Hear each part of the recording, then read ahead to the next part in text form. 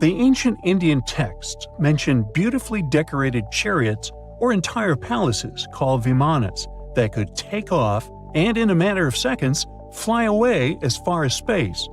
Some people believe these vimmanas only existed in Indian mythology, but it's also possible that they were based on a real technology that had been lost over the centuries. According to the Vedas, ancient Indian religious texts, there was the elephant vimana with several engines and many other types named after animals and birds. There was one for local travel, one for visiting different countries, and one for traveling to the moon and various planets. They could develop a great speed. One vimana had the superpower of invisibility. Another one was shaped like a sphere and was built on the winds produced by Mercury. This vimana was said to generate an enormous ray like the sun and make noise like the storm's thunder. All the vimanas were unbreakable and perfect for attacks on foes. Now, to operate a vimana, you'd need to know a lot of stuff, pretty much like today's airplane pilots. 32 secrets in total. They'd cover the aircraft structure and the secrets of taking off and maneuvering without crashing. That's a good thing. The pilot was also expected to know how to be seen and unseen, how to be hidden, how to be quick, how to manage contractions and expansion, and many other tricks. To hide the flying machine from foes, the pilot was instructed to move to the 8th atmospheric layer above the Earth and use the power of dark solar rays. This instruction might sound a bit weird, but there were others, more realistic ones, which still make sense in modern aeronautics. There are sections of ancient texts on the vimanas that focus on details like flight paths, pilot training, navigation, and even suitable clothes for pilots and recommended food for long flights. There was also a lot of technical detail about the use of heat-absorbing metals, the metals utilized, and melting points.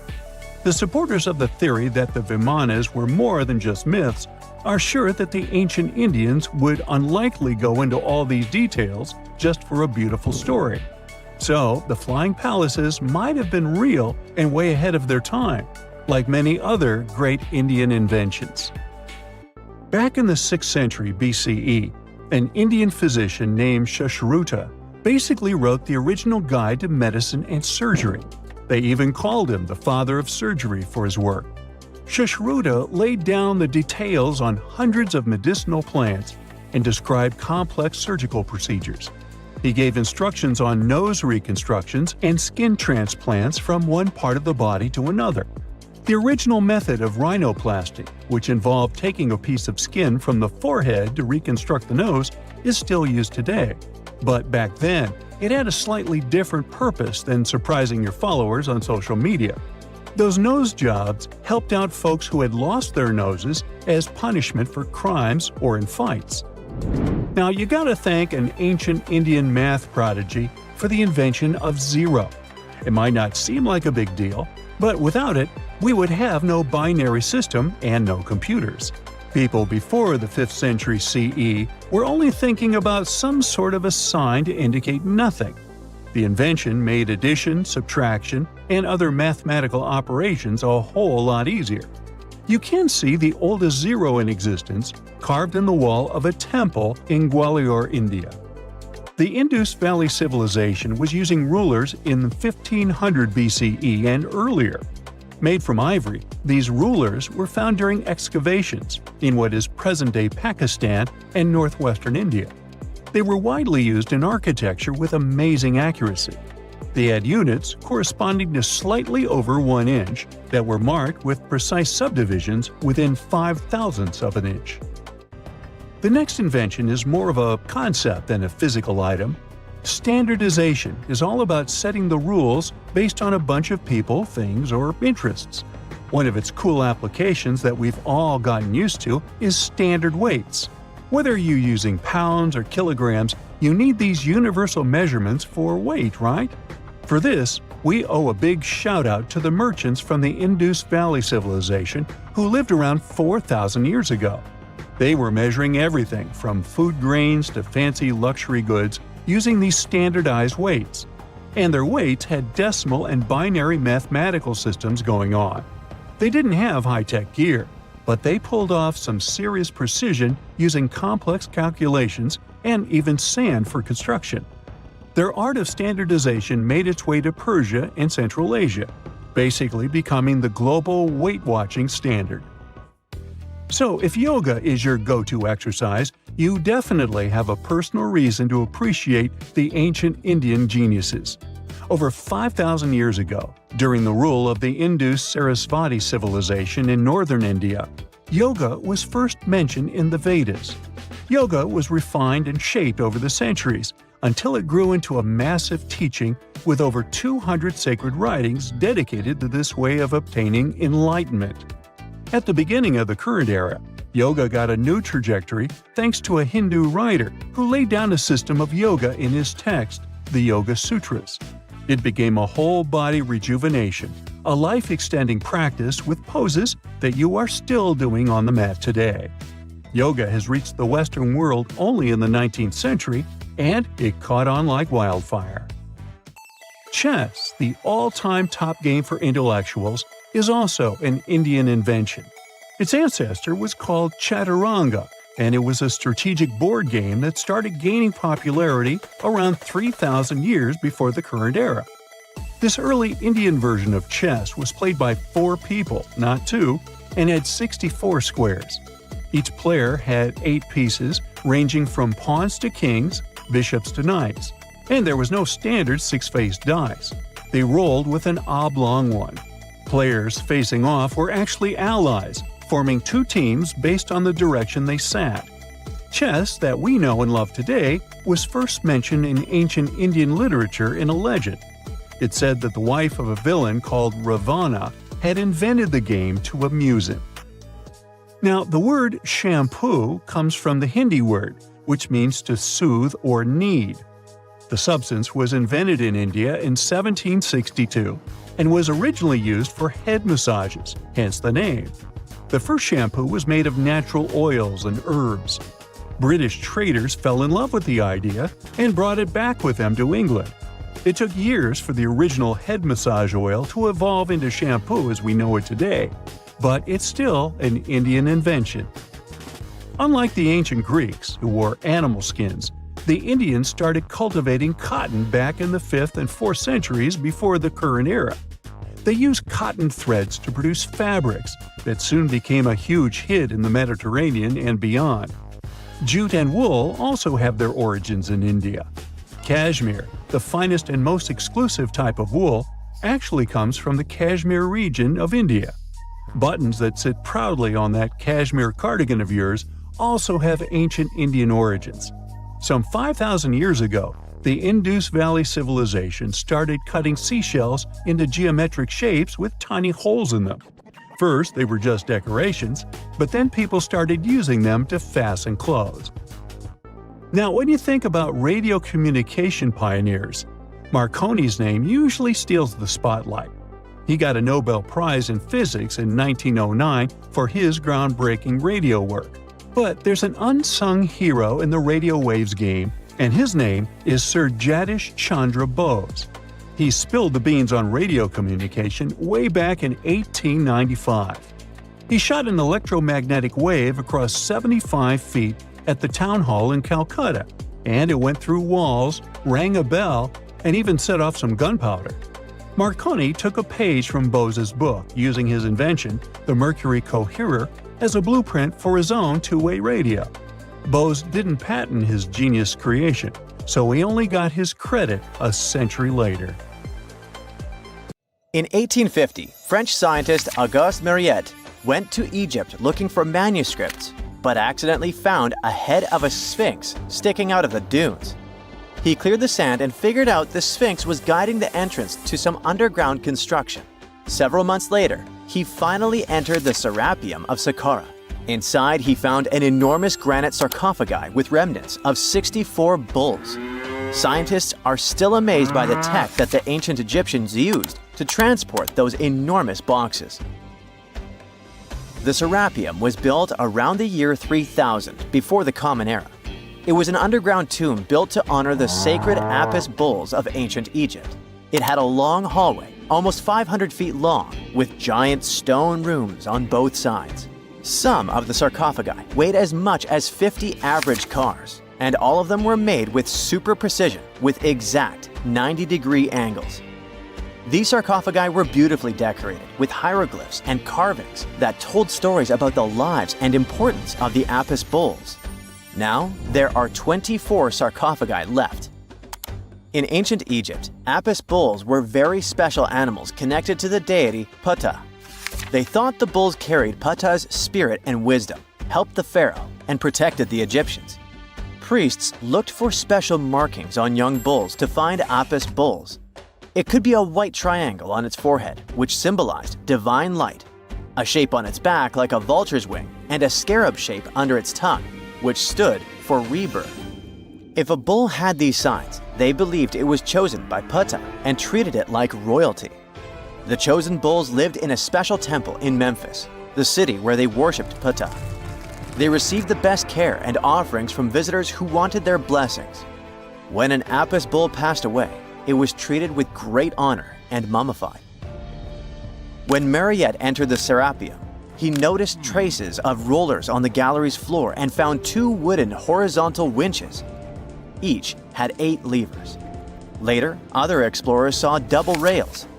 The burial chambers were lower than the hallway floor.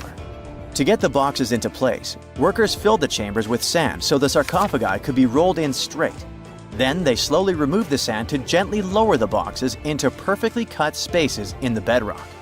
A carved stone sign found in the Serapeum said it took 28 days to move just one sarcophagus and its lid into its spot during the time of Ptolemy II. The extreme precision of the sarcophagi with 90-degree angles also has an explanation. Ancient Egyptians wrote texts, or rather, papyrus, on geometry a long time ago. It shows that they knew the approximate number pi and could calculate the volume of a pyramid with its top cut off. If they could figure out complicated math like that back then, it makes sense that they could also carve perfectly flat surfaces 500 years later. All this sounds pretty legit, but some people think certain things don't add up here. The size of boxes is way larger than the size of bulls, yet they buried pharaohs in tiny coffins that barely fit their bodies. The sarcophagi are made out of granite with crazy precision, and they could have just used limestone, which would have made things way easier. The transportation of the boxes seems pretty simple, but only in theory. If one person could pull about 440 pounds, then at least 250 people would be needed to pull just one box. The tunnels in the Serapeum are really narrow, only about 2 feet wider than the boxes themselves. There's no way hundreds of people could have squeezed into those tight spaces to pull the boxes. And even if they did, how would they turn the box in the cramped corridor, lower it into its niche, and place it perfectly in the middle? Somehow, they did this 24 times, and every box is centered perfectly. Plus, the chambers were dusty, and there were no signs of soot from lamps. This means they must have worked in almost complete darkness. The real use of the boxes could also be different. A long time ago, even before the Egyptian pharaohs ruled, the local people already knew how to use fermentation. It happens when tiny organisms called yeast eat certain ingredients like starch and turn them into gas and ethanol. So someone in ancient Egypt probably put food like barley, bread, and even meat inside a giant stone box, then closed it tight with a heavy lid. These stone boxes, carved from granite, were so precisely made that they were almost completely sealed, so nothing could escape from it. As the yeast inside the box started working, it created more and more CO2 gas. It built up pressure inside the box. The granite boxes were incredibly strong. They could handle more pressure than a car tire can hold. When granite was squeezed under such pressure, its crystals produced a tiny electric charge. This effect was possible because granite contains quartz, a material that reacts to pressure this way. The process also needed meat or animal parts, possibly to help the yeast grow better. Meat contains something called oleic acid, which yeast needs to keep growing and to survive the bad effects of the ethanol it produces. As the pressure inside the box kept growing, the combination of gases and electricity made these boxes not just ancient fridges, but powerful energy systems. Over time, the pressure inside got so strong that it could push the lid open and the gas would escape with a pop. But when people rediscovered the Serapeum in 1850, they found old drawings that showed piles of stones stacked on top of some of the box lids. So, someone long ago probably tried to make the lids even heavier by adding extra weight to make it harder for the gas pressure to push them open. This extra weight also meant the quartz crystals in the granite could keep creating more electricity under all that pressure. If someone opened one of these stone boxes thousands of years later, they would only find bones from bowls that were placed in the box. And that's exactly what Marriott discovered in the 1850s. They opened the Serapeum for visitors soon after the first excavations in the second half of the 19th century. Prince of Wales even had a luncheon with his guests in one of the sarcophagi. Sands and earthquakes made the site inaccessible for a while, but now you can visit it again and try to solve the mystery yourself. With new tech, we could have answers to many other historical mysteries soon. A team of scientists at Chicago's Field Museum of Natural History recently used a special CT scanner to learn more about ancient Egyptian mummies without unwrapping them. They gently rolled 26 mummies on custom carts out to the parking lot, where the scanner was waiting. It took thousands of detailed X-ray pictures of each mummy and their coffins. When all the pictures were put together, they created 3D images that showed what was inside, the skeletons, and some artifacts. The scientists hope these images will help them understand ancient Egyptian burial practices from over 3,000 years ago. Even though the scanning process only took 4 days, it might take 3 years to study all the data. But scientists were able to learn some personal details about the mummies. One of the most popular mummified individuals at the museum, Lady Dai, was a woman who lived in ancient Egypt about 3,000 years ago. It looks like she passed away in her late 30s or early 40s. To make sure her body looked complete for the afterlife, embalmers put stuffing in her neck to keep it from collapsing. They also placed artificial eyes in her sockets, so she would have eyes in the next world. She was wrapped in fancy linen and placed in a beautifully decorated coffin. The scans revealed that it had been carefully crafted with a slit at the back, which embalmers used to fit the body. There were also some artistic details on the surface, like markings for her knees. It looks like her burial was on the scale of a high-end luxury car.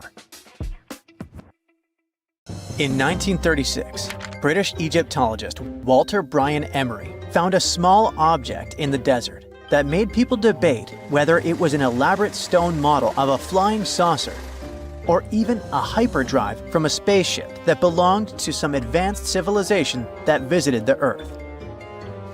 Emery spent years excavating sites along the Nile River Valley, especially in the huge ancient necropolis of Saqqara. He found countless treasures from ancient Egypt, and the most bizarre one was definitely from the tomb of a high official, Sabu. Historians don't know exactly who he was for sure. Some sources say he was a king's son. His burial at Saqqara means he was an important figure in the royal court.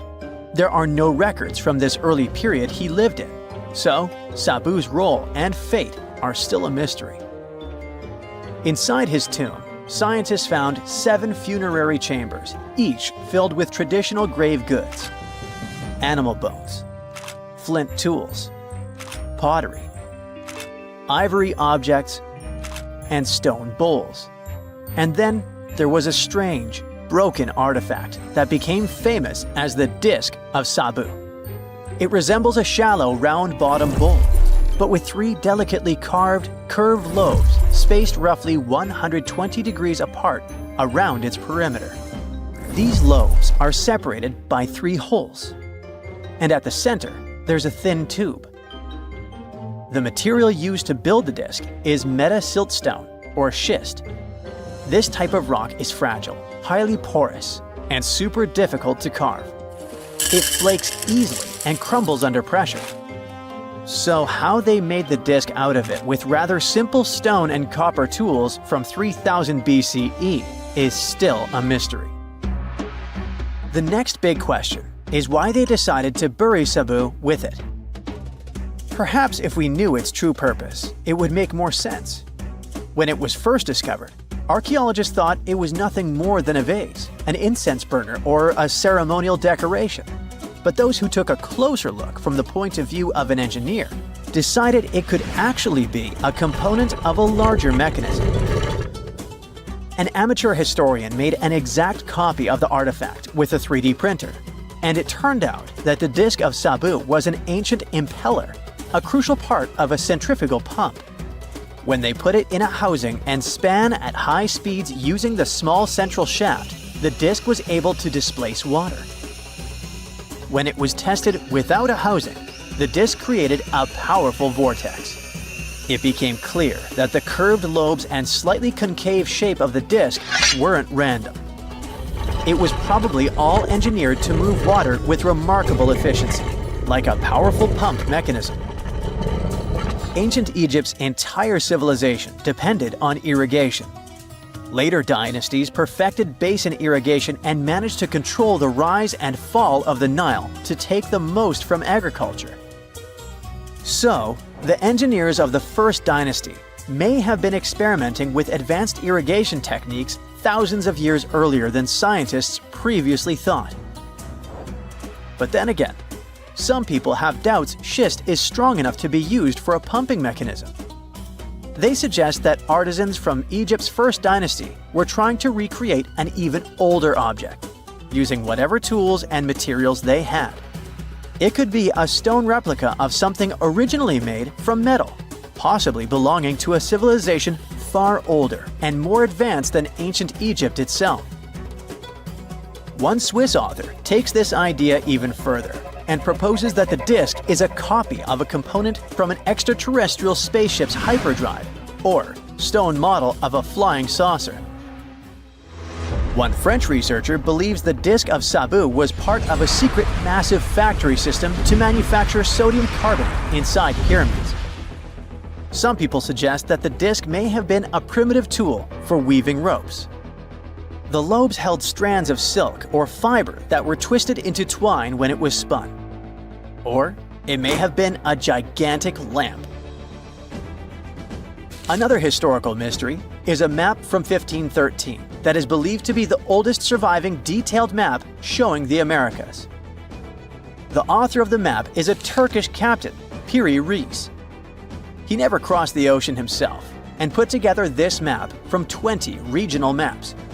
He used an Arab map of India, 4 Portuguese maps showing India and China, and a map of America by Christopher Columbus as he saw it. This last map was lost for many years, so Reis's map gave us an idea of what Columbus must have recorded during his third voyage to the New World. A historian who studied the map suggested that it showed Antarctica in prehistoric times because it strangely resembled Antarctica's true coastline, the way it looked when it was free of ice. But it was later proven that this idea wasn't right. Another idea that rocked the science world was Klerksdorp spheres. They were found in deposits of mineral pyrophyllite in South Africa and looked like tiny ancient cricket balls with lines around the middle. Back in the 1980s, there was a theory that some super advanced pre-flood civilization we know nothing about had made these spheres. One journalist shared stories about how they rotated on their own in a display case. There was also a TV show that invited a psychic who was telling everyone the spheres were pieces of an ancient spaceship. But according to geologists, these spheres are pretty regular spherical objects formed from different minerals than the surrounding rock.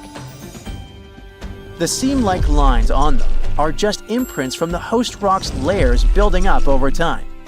The Klerksdorp spheres come in different shapes, from flattened spheres to distinct discs. As for that episode when one of these spheres spun on its own, the curator of the Klerksdorp Museum cleared that up too. He said that when he put one sphere on its glass shelf when the journalist came to visit, the sphere rotated a bit because it's round.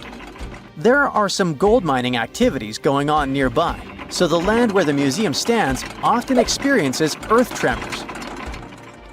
In a remote part of China, there are some bizarre pipe-like formations known as the Baigong pipes. A local explorer found them back in 1996 protruding from Mount Baigong and along the shores of Tosan Lake nearby. Some people thought they were the work of ancient guests from other planets. When scientists tested samples of the pipe material, they found out that they contained mostly common minerals, but there was a mysterious 8% of unknown stuff.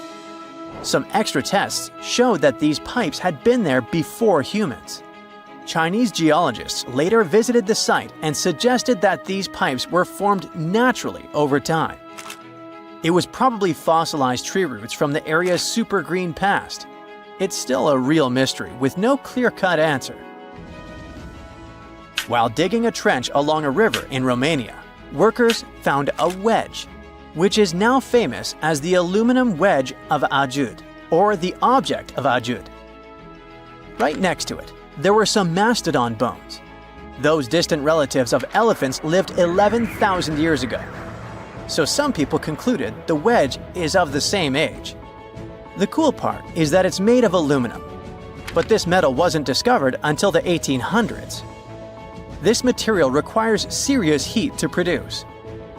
The wedge is said to be covered in a thick layer of oxide that's been sitting there for hundreds of years. Some folks believe this wedge must have crash-landed here on a spacecraft from some other planet. Some scientists think it's all a hoax, and others suppose it might be a human-made object with an unknown purpose.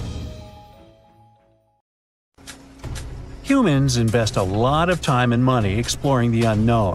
First outer space, then the ocean floor. But there's another frontier we're trying to conquer. Scientists call it the deep frontier. I'm talking about how far down to the Earth's core we've made it so far. During the 60s, humans tried digging the deepest man-made hole on Earth. This took us deep into the Arctic Circle. What later became known as the super deep borehole is also the deepest artificial point on Earth, reaching the depth of 40,230 feet. It took 20 years to drill this far into the Earth's crust, and researchers say this is only about 1/3 of the way through to the mantle. Here's a quick anatomy of our planet. If the Earth is like an onion, the crust is like the thick skin of this onion. This part is only 25 miles thick. Beyond this is the 1,800-mile deep mantle. And after that, right at the center of the Earth is the core, which is made up of 2 layers, inner and outer. Now, can you guess where on the planet the crust is at its thinnest? On the ocean floor. When American scientists understood that, they started drilling holes on the seabed. This gave way to Project Mohole. It began in 1961, but their technology to drill deep holes on the ocean was really bad. They had to improvise. They installed a system of propellers along the sides of their drill ship to keep it steady over the hole. The main challenge was to drill as vertically as possible. Otherwise, that deep hole would look more like a deep maze. Both the Kola Super Deep Borehole project and the Project Mohole came to an official stop in the years that followed. But hey, humans have built some pretty deep stuff underground. In 1963, a Turkish man took a swing with his sledgehammer to improve his basement and discovered a tunnel. That tunnel entrance led to more openings that connected a multitude of halls and chambers. He didn't know it, but he had discovered Deringoyu. This once lost city was up to 18 stories tall and 200 feet deep. The city was large enough to host 20,000 people, and it was simply standing beneath Cappadocia in Turkey the whole time. Cappadocia hosts hundreds of subterranean dwellings. 40 of these underground cities are at least 2 stories high, but none of them are as huge as Deringoyu. There's not a lot of historical accounts of how Deringoyu was born. Some speculate that the oldest part of the complex was dug about 2000 BCE by the Hittites. The Hittites were an Indo-European civilization who formed one of the first major civilizations of the Bronze Age in West Asia. Scholars think they built this underground city to protect themselves from invasion. Others think it was actually the Christians who built the city in the 1st century CE. They speculate that it could have been constructed to protect people from the intense temperature variations, extreme heat in summer and freezing cold in winter.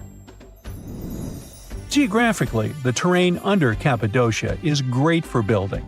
The rocks are soft, which makes tunneling easier. For that same reason, opening large caves underground is fragile. That's why most chambers have pillars that support them. On the bright side, and we are, none of the floors at Deringuyu have ever collapsed. The builders of Deringuyu thought of everything. The city was shut off from the world by huge rocks that hid its entrance. It was ventilated by a total of more than 15,000 shafts, around 10 centimeters wide. This way, they guaranteed enough breathing air in the upper levels in a way that they ended up being used as the living and sleeping quarters. The lower levels of this impressive maze were mainly used for storage. But honestly, they had it all: a room for a wine press, for domestic animals, small religious buildings. They certainly didn't spare any efforts to make that underground city as complete as an above-ground one. Now, speaking of impressive underground stuff, Switzerland has the longest tunnel in the world, built here on the Swiss Alps. This absurdly huge tunnel was built over 8,000 feet below the surface. Check this out. This is what the Gothard Base tunnel looks like.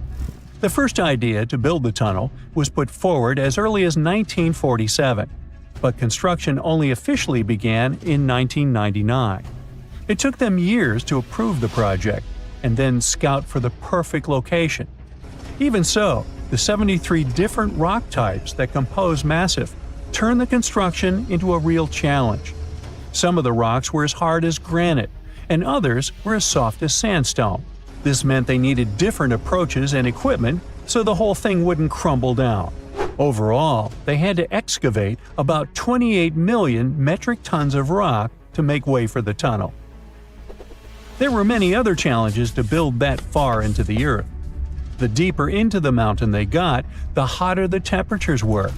Since there's no natural ventilation, temperatures would get as high as 115 degrees Fahrenheit, making it really hard for workers to endure. The tunnel stretches for 35 miles from one end to the other. During the construction, workers had to use 4 massive tunnel boring machines, aka moles, to penetrate through the massif. Each of these moles was around 1,400 feet long.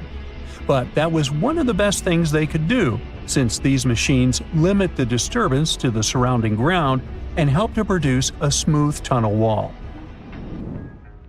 You'd never guess that the world's deepest basement belongs to the Sydney Opera House in Australia. The building goes as deep underground as it grows above ground. But this basement isn't just the Opera House's foundation, it's a parking lot.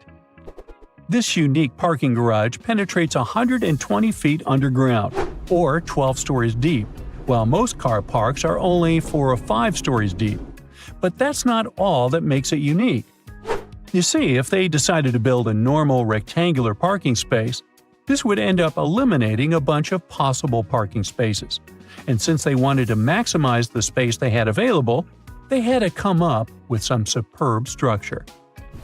First, they opened up a man-made cavern to make that dream possible. Then they had to come up with a design. That's what led to the donut-shaped cavern, or what engineers call a double helix. This design shocked the engineering community for its innovative approach. But hey, it worked. Today, there is space for over 1,000 cars down there, which seems about right for an opera house. Let's wow once again real quick. Some underground structures may take up to an hour to reach. Take this gold mine in South Africa that lies around 2.5 miles below the surface. Yeah, you may think, hey, it's just a couple of miles, why does it take an hour to get there? But the conditions are hard and it's not for the weak. But Milan Ladina, an Ecuadorian runner, even completed a half marathon there, despite temperatures reaching 104 degrees Fahrenheit, high humidity at 80%, and an atmospheric pressure of 1.4, comparable to what divers experience 5 meters under the sea. Yikes. No man shall ever find my tomb. That's what, according to rumors, Cleopatra once said. Rumor has it really wasn't about the gender. She wanted no living soul to disturb her, and I think she meant that no human would ever discover the location of her grave. But, surprisingly, it was indeed a woman who was closer than anyone before to finally discovering the Queen's resting place. Meet Kathleen Martinez Berry, a criminal lawyer turned archaeologist. She got so intrigued with Cleopatra's story that she packed her bags and went to Egypt with no official support and even no permission from the authorities. All she had was pure determination to find the Queen's tomb. Now, you could say Kathleen had always been ahead of the game. She skipped grades in school, mastered piano, chess, swimming, and martial arts, and grew up listening to top intellectuals debating in her home. And she even got her law degree at just 19, and archaeology was her side passion. She had never actually been to Egypt, never dug up a single artifact. But her fascination with Cleopatra went all the way back to an argument with her father in 1990. That day, she walked into his library looking for a copy of Antony and Cleopatra by Shakespeare. Her dad, Fausto Martinez, a professor and legal expert, casually called Cleopatra a seductress. Kathleen wasn't having it. She fired back, arguing that history had been totally unfair to Cleopatra. The Romans, she said, wanted to destroy her reputation, and for centuries, people had just believed their version of the story. The debate went on for hours, and in the end, her father admitted maybe he had judged Cleopatra too harshly.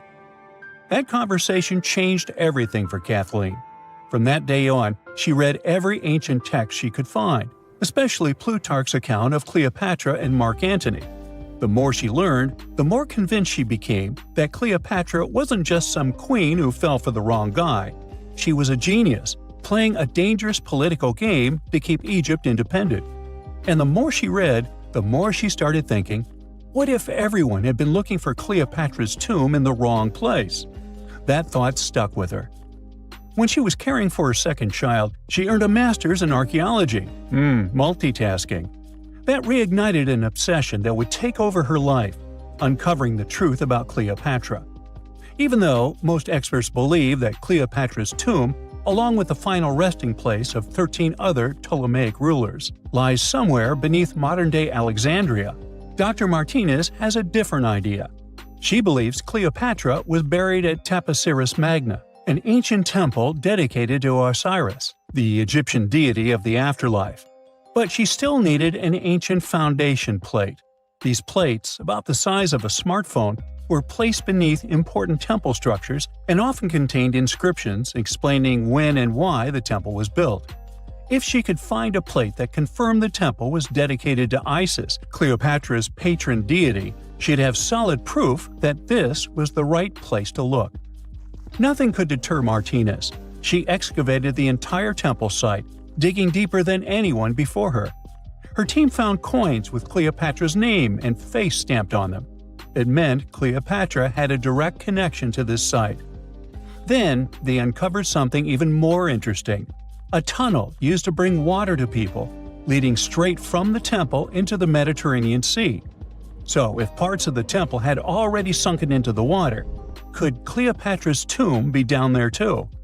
Martinez needed proof to convince Egyptian authorities to let her search underwater.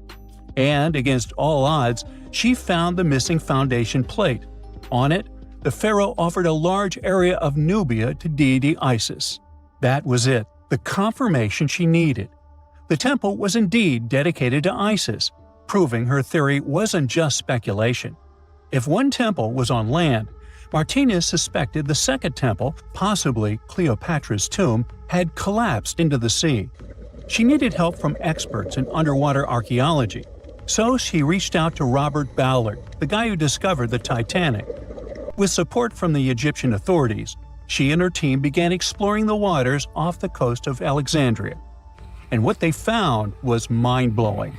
Underwater, they discovered massive stone structures, some standing 6 to 10 feet tall, right where the coastline would have been thousands of years ago. They also found basalt blocks, the same material used in the statues from the first temple. That meant one thing: those weren't just random rocks. They were the remains of a lost city, buried beneath the sea for centuries. Now, we can only wait and see whether Martinez and her team will be able to unravel one of the greatest mysteries of the past left by the outstanding woman that was Cleopatra. Here's some backstory. After her father, Ptolemy VII, passed away, Egypt's throne went to both Ptolemy VIII and Cleopatra, or so it seemed. Cleopatra, just 18 at the time, allegedly married her 10-year-old brother. Yeah, ancient royalty had some different customs, though there's no solid proof of that. But sibling love didn't last long. Young Ptolemy decided he wanted all the power for himself and tried to push Cleopatra out. Forced to flee the country, she didn't just sit around feeling sorry for herself. She raised an army, ready to march back and take what was hers. That's how, at 21, she was already in the Sinai Desert, leading an army and planning her return to the throne. Now, by that time, Cleopatra had already been locked in a powerful political, and not only political, alliance with Julius Caesar. In June 47 BC, she gave birth to a son, Ptolemy Caesar, better known as Caesarion, who, many believe, was Caesar's child.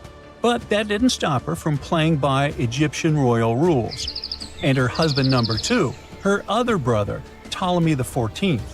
Yep, despite her ongoing affair with Caesar, Cleopatra married yet another sibling, because, in her world, keeping the throne in the family was the name of the game. Now, marriage aside, Cleopatra's bond with Caesar stayed strong. She even traveled to Rome with Ptolemy XIV for a state visit. But instead of playing the role of a dutiful queen, she stayed in Caesar's private villa by the Tiber River. But after Julius Caesar lost his life in 44 BCE on the Ides of March, Cleopatra's political standing became shaky. To make matters worse, her brother-husband Ptolemy XIV passed away soon after, and some suspect Cleopatra had a hand in it, leaving her as the sole ruler of Egypt. Meanwhile, back in Rome, Mark Antony was rising to power as Caesar's presumed successor. Wanting to size up the Queen of Egypt, he summoned Cleopatra, and she did not disappoint. Sailing into town on a lavish barge dressed as a deity, Cleopatra made quite an entrance. Antony was instantly mesmerized, so much so that he left his third wife back in Rome and followed Cleopatra to Alexandria, where their relationship turned into a full-blown royal affair. The two had 3 children together. Together, they waged war against Caesar's adopted son, Octavian, in a battle for control of the Roman Empire. The last time the queen was seen, she was in her mausoleum, dressed in full royal splendor, diadem on her head, lying on what Plutarch called a golden couch. When Antony and Cleopatra lost at Actium, Octavian's forces marched into Alexandria. Cleopatra apparently knew the end was near, so she locked herself inside her mausoleum, surrounded by gold, silver, pearls, and priceless art. Those were the treasures she threatened to burn rather than let the Romans take them. Antony, meanwhile, wasn't going to let the Romans capture him alive. He wounded himself with his own sword, but before he passed away, he was carried to Cleopatra's side. She held him as he took his last breath in her arms. A little over a week later, Cleopatra made her own choice. Rather than face humiliation as Octavia's prisoner, she ended her life. Legend says it was the bite of a deadly asp, though history isn't quite clear on that. At the time, Cleopatra was only 39. Sounds like a rather full life to me. There you are, trekking across a desert on foot. It's hot, you're terribly thirsty, and now you gotta walk around this stupid wall. Wait, a wall in the middle of a sandy, lifeless nowhere? Exactly, a wall in the northern Saudi desert. Archaeologists have just made a super exciting discovery, and what they found was not just a single wall. No, it was a whole ancient walled city that might date back to 2400 BCE. They think this place was home to around 500 people and could have been used for 1,000 years. This discovery is groundbreaking. It means that the area could have been way more advanced than anyone expected. The city was well organized, with different zones for living, towers and strong walls for protection, and different sections for all kinds of daily life. This ancient city, now called Al-Natah, was basically an oasis town. And it's great since it can give us a peek into what life might have been like in this desert thousands of years ago. Apparently, they had clearly separated areas, like residential sections, a cemetery, farmland, and even a town center. This oasis city, found in the Khaybar area, is the first big organized settlement from the 2nd or 3rd millennium BCE that researchers have uncovered in northwestern Arabia. The first surveys show that this town, which covered about 6 acres, had several districts, including the residential area, the cemetery, and the legal one, with courts. The houses were set up in neat rows, all connected by small roads. Those streets kept the residential area separate from the rest of the town. Back then, most people in this region were nomadic herders, always moving around. But archaeologists have been sure that during the Bronze Age, northwest Arabia had small walled towns and oasis centers scattered across it. These connected oasis towns were unique, offering secure places for people to live, store goods, and trade. They started showing the beginnings of urban planning, which hints that people of that time were already starting to settle down and organize communities more seriously. The research team estimated that there were about 50 homes in Al-Natah, but that number could go up to 70 as they keep digging.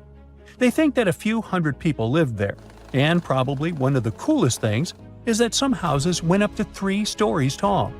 Built on a slope near a couple of major trade routes, this city was set up in a prime spot. Now, one of the most impressive things about this place is its water supply. The oasis had springs and aquifers, which are underground water sources, and such conditions were perfect for farming. Those water sources meant residents could grow their own food, making the town self-sufficient. The outer walls probably helped control who could enter the town and get access to its resources. This settled way of life was an impressive shift from nomadic living to a more agro-pastoral lifestyle, which means a mix of farming and herding animals. Another find that supports this theory is a bunch of tools, like grinding stones, mortars, and pestles, discovered inside the town. People there must have ground grains and prepared food. They had a diet of cereals, meat, and milk from animals they raised themselves. These astonishing findings show that the inhabitants of the town could easily feed themselves and were surprisingly advanced for that time. Thanks to better access to Saudi Arabia in the past couple of decades, archaeologists now have a much clearer picture of what life there was like thousands of years ago. The most exciting thing is that Al-Natah might have been part of a whole network of similar fortified oasis towns spread across the region, and all of these connected sites could show us how trade routes and small settlements worked together at that time in that arid area. Now, at the same time, this recent discovery isn't the only one that has the scientific world buzzing with excitement. How about we visit Egypt and see for ourselves? After all, archaeologists have just found a stash of ancient Egyptian and Greek treasure underwater. They were exploring the lost city of Thonis-Heracleion off the coast of Egypt, which sank more than 1,000 years ago. This city was legendary, and nobody even knew where it was until it was rediscovered in 2000. Now they're uncovering more and more, and on this dive, they found a pile of gold and silver treasures. Those were probably used in rituals to bless Egyptian pharaohs when they took the throne. The researchers even found an ancient Greek temple dedicated to Aphrodite and some super old Greek weapons. Frank Gaudio, the lead archaeologist, said it was astonishing that those delicate objects had survived the disaster that brought the city down. Back in its prime, Thonis-Heracleion was one of the biggest port cities in the Mediterranean. It was a huge center of social life and was the main entry point for ships from Greece coming into Egypt. But tragically, due to rising waters, earthquakes, and a catastrophic tidal wave, the soil underneath the city literally turned into mush, and then the entire city sank into the Mediterranean. It was forgotten until Gaudio's team found it in 2000. Since then, they've been uncovering new parts of the city and piecing together its history little by little. If a lost underwater city doesn't seem impressive enough, we can travel to the Amazon. The discovery made there is truly mind-boggling. For centuries, people have talked about lost cities deep in the Amazon, like El Dorado, that mythical city of gold that lured Spanish explorers into the jungle. A lot of them never came back. Then, in the 1900s, a British explorer named Percy Fawcett went searching for what he called the lost city of Z, and he too disappeared. But now, finally, scientists have actually found proof that those lost cities in the Amazon were real all along. A team of scientists use a tech called LiDAR, which basically allows you to see through thick jungle from above by bouncing light beams off the ground. They flew over the jungle in Bolivia in a helicopter about 650 feet up and mapped out those hidden ancient cities. What they found were ruins of a huge urban settlement built by the Kasarabi people who lived there from 500 to 1400 CE. And it wasn't just a couple of buildings here and there. No, the LiDAR maps revealed massive urban centers, pyramids, platforms, roads, canals, and causeways, all carefully laid out. Turns out the Amazon wasn't just an untouched jungle. It was once home to big, complex cities. A scientist from the German Archaeological Institute explained that Europeans had long ignored the possibility of ancient Amazonian cities, but the LiDAR maps showed they were wrong. The new maps have revealed 26 sites, including 11 that no one even knew existed. Researchers have discovered two main city sites, Landivar and Kotoka. They had massive moat causeways stretching out like spokes on a wheel, linking the main cities with smaller surrounding settlements. Some of the canals even connected the cities to rivers and a big lake, which allowed water to flow through the area. Over the years, scientists found scattered ruins all over this region, but the thick jungle made it nearly impossible to connect the dots and see if or how they were related. With LiDAR, the whole layout came to life, showing that those sites were part of a much larger, organized urban system. It's now also clear that the sites had a greater meaning, since everything is lined up in a way that could be symbolic of the spiritual beliefs of the inhabitants. The Kasarabi culture isn't as famous as the Maya, but they had a thriving society in an area that faced huge challenges, like yearly flooding. And although the nearby Andes had their own monumental sites, the Kasarabi were doing something absolutely unique. They even had reservoirs to store water, which suggests they might have been dealing with occasional droughts, which is pretty unusual for the Amazon. Actually, those terrible droughts could be why the Kasarabi eventually left their cities around 1400 CE. They found the tomb of a royal doctor who lived over 4,000 years ago, a man who held pharaohs' lives in his hands. This man knew secrets that only deities and kings were allowed to hear.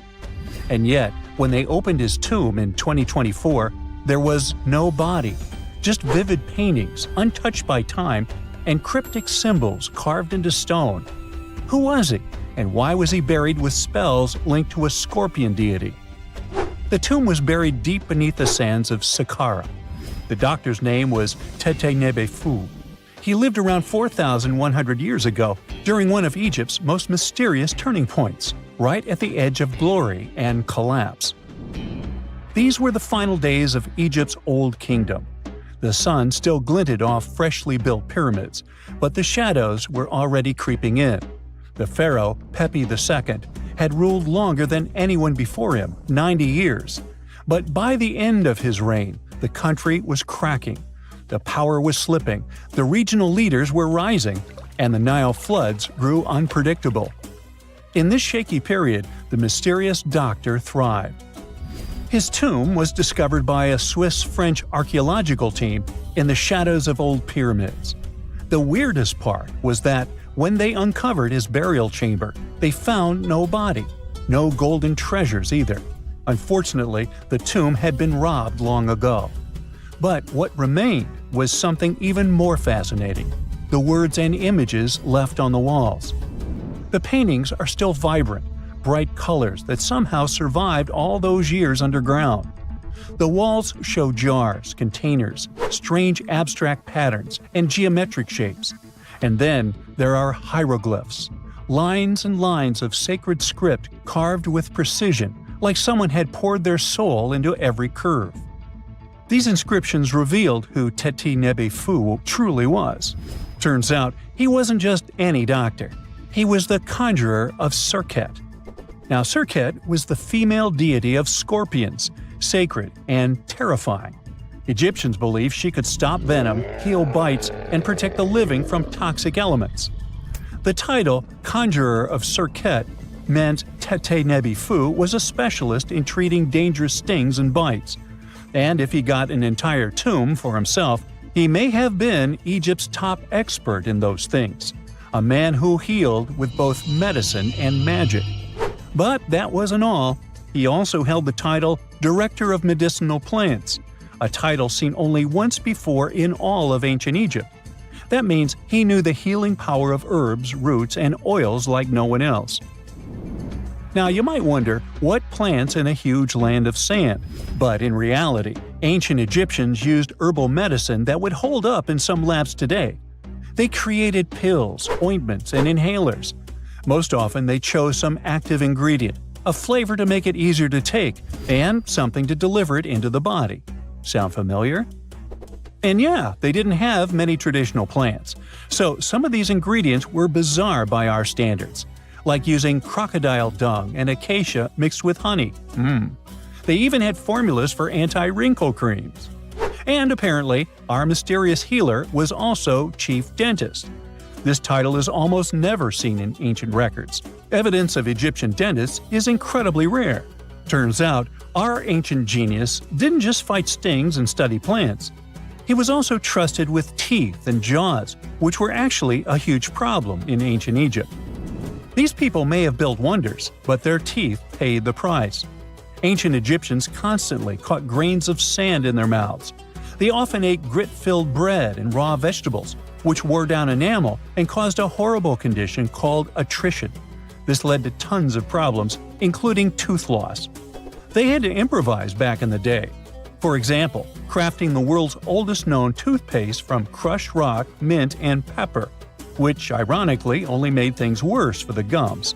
Or a toothpaste from things like eggshells, pumice, and natron, a salty mineral used for cleaning. They were also inventing mouthwashes from celery, bran, and herbs to ease the problem. Some mummies were even found with crude metal braces and gold wires attaching missing teeth. Though we're not sure if these were for the living, or was it just a nice little addition added as an afterlife gift. So, Teti Nebu specialized in all these fields. 3 rare titles for one man. Now back in the day, he must have been admired as incredibly knowledgeable. In a world without modern science, he would have been like a sorcerer who knows how some leaf or bark could save a life. That's why archaeologists believe Teti Nebu wasn't just any doctor. He was, most likely, the royal physician, the one who treated the pharaoh himself. We don't know for sure which king he served. Maybe it was Pepi II, and who knows, maybe that's why the guy lived so long. But if that was the case, Teti Nebu may have lived through the final moments of the Old Kingdom, watching the Golden Age crumble from inside the palace walls. And then he was buried. The body was looted, or perhaps just lost to time. But the team says they're still studying the tomb, still uncovering the traces of this incredible man. Overall, ancient Egyptians were practicing medicine on a crazy advanced level. Some practices feel familiar even today. They had hospitals, specialists, surgeries, and many more things, even medical schools. Both men and women were allowed to be doctors. They healed with various methods and practiced surgery with actual tools, scalpels, forceps, even sutures. Some doctors treated only the eyes, others the teeth, the stomach, or even what they called the hidden diseases. They knew how to clean and dress wounds, could set broken bones using splints made of wood or reeds wrapped in linen, and even prevented infections. There were even proctologists. They also built the first prosthetics, like a wooden toe with leather straps that help people walk normally again. The oldest known prosthetic is 3,000 years old. Now, the most shocking part is how they actually even tried to remove tumors. A recent study looked at a 4,000 years old skull. It belonged to a man in his 30s. There were signs of past tumors, and around 3 of them, there were marks, surgical cuts made with a metal tool. That suggests someone attempted to remove or study them, maybe treatment, maybe an autopsy. There was another skull of a woman over 50 years old. It also showed similar signs, but with healed fractures from an earlier injury, which is amazing because her treatment might have actually been successful. Being a healer in this society meant something powerful. It meant being a priest, a scientist, and a magician all at once. To ancient Egyptians, medicine was a necessary art, and they treated it with as much reverence as they did their deities. That's because they believed that sickness could be both physical and spiritual. So a doctor could recite a spell while applying a salve, and a lot of their treatments worked. The reputation of doctors in ancient Egypt was so strong that leaders from other parts of the ancient world, like Persia, actually sought them out.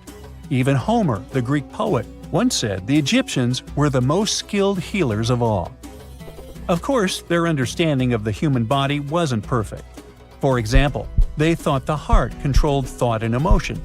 They also didn't know what the brain really did. But their approach, observe symptoms, diagnose, and treat, well, that's modern medicine. Sure, they prayed over the wound, but they also healed it, didn't they? Their most famous physician was Imhotep. That guy was a true polymath, an architect, priest, and a healer who became so revered he was later worshipped as a deity of medicine. Yep, a human who was so cool they turned him into a deity. He lived 2,000 years before Hippocrates, the so-called father of medicine. And yet, some people joke we should drop the Hippocratic Oath altogether and swear an Imhotepic Oath instead. These people weren't just laying the foundations of pyramids, they were laying the foundations of healthcare. The year is 1923. Two teenagers sneak out of their homes in the middle of the night in Florida City. Rumor had it that an old man was building a rock castle by himself. But every time someone tried to see what the old man was doing, he would stop working. The curious teens managed to sneak into Ed's backyard and saw something they could later describe as magic. They recalled seeing rocks moving around like helium balloons. The old man was moving up to 30 tons of stone by himself to build his castle. Even if he didn't allow anyone to see him working, he would proudly talk about it around the town. But whenever people asked how he was building a stone castle all on his own, he simply answered, "I cracked the secret of the pyramids." This story begins in Latvia, Edward Leedskalnin's home country. Edward was born in a small village on January 12, 1887. He was born in a family of stonemasons, which is probably where he learned ancient techniques of building. However, he grew up as a sickly boy, which meant he could never carry much weight or undergo heavy physical activity. At the age of 26, an unfortunate turn of events determined Ed's fate.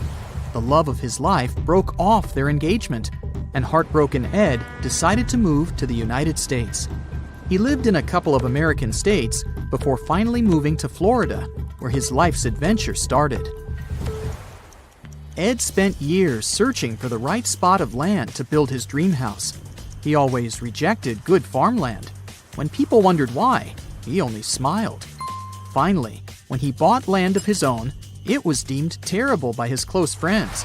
The soil was bedrock.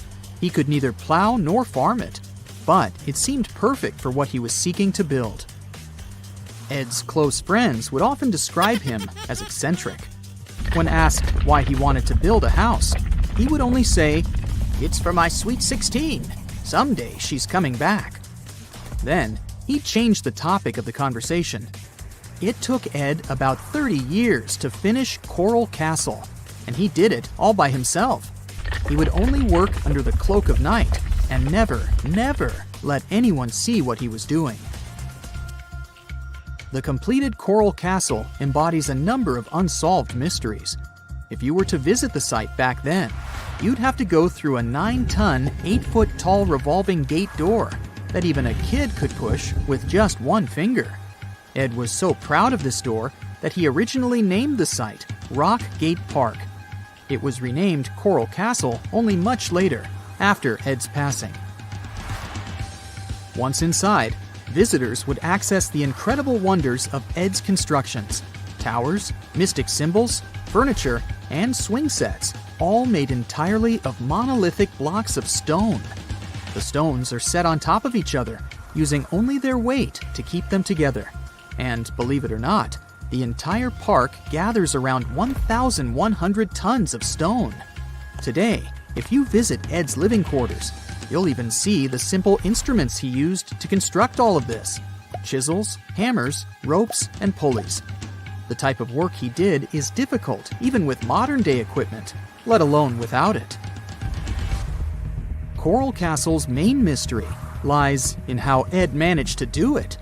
The only photograph of Ed Leedskalnin at work shows a simple leverage structure of a chain hoist attached to a wooden tripod. The tripod was made of old telephone poles with a small wooden box on top. What was in the box is, of course, a mystery.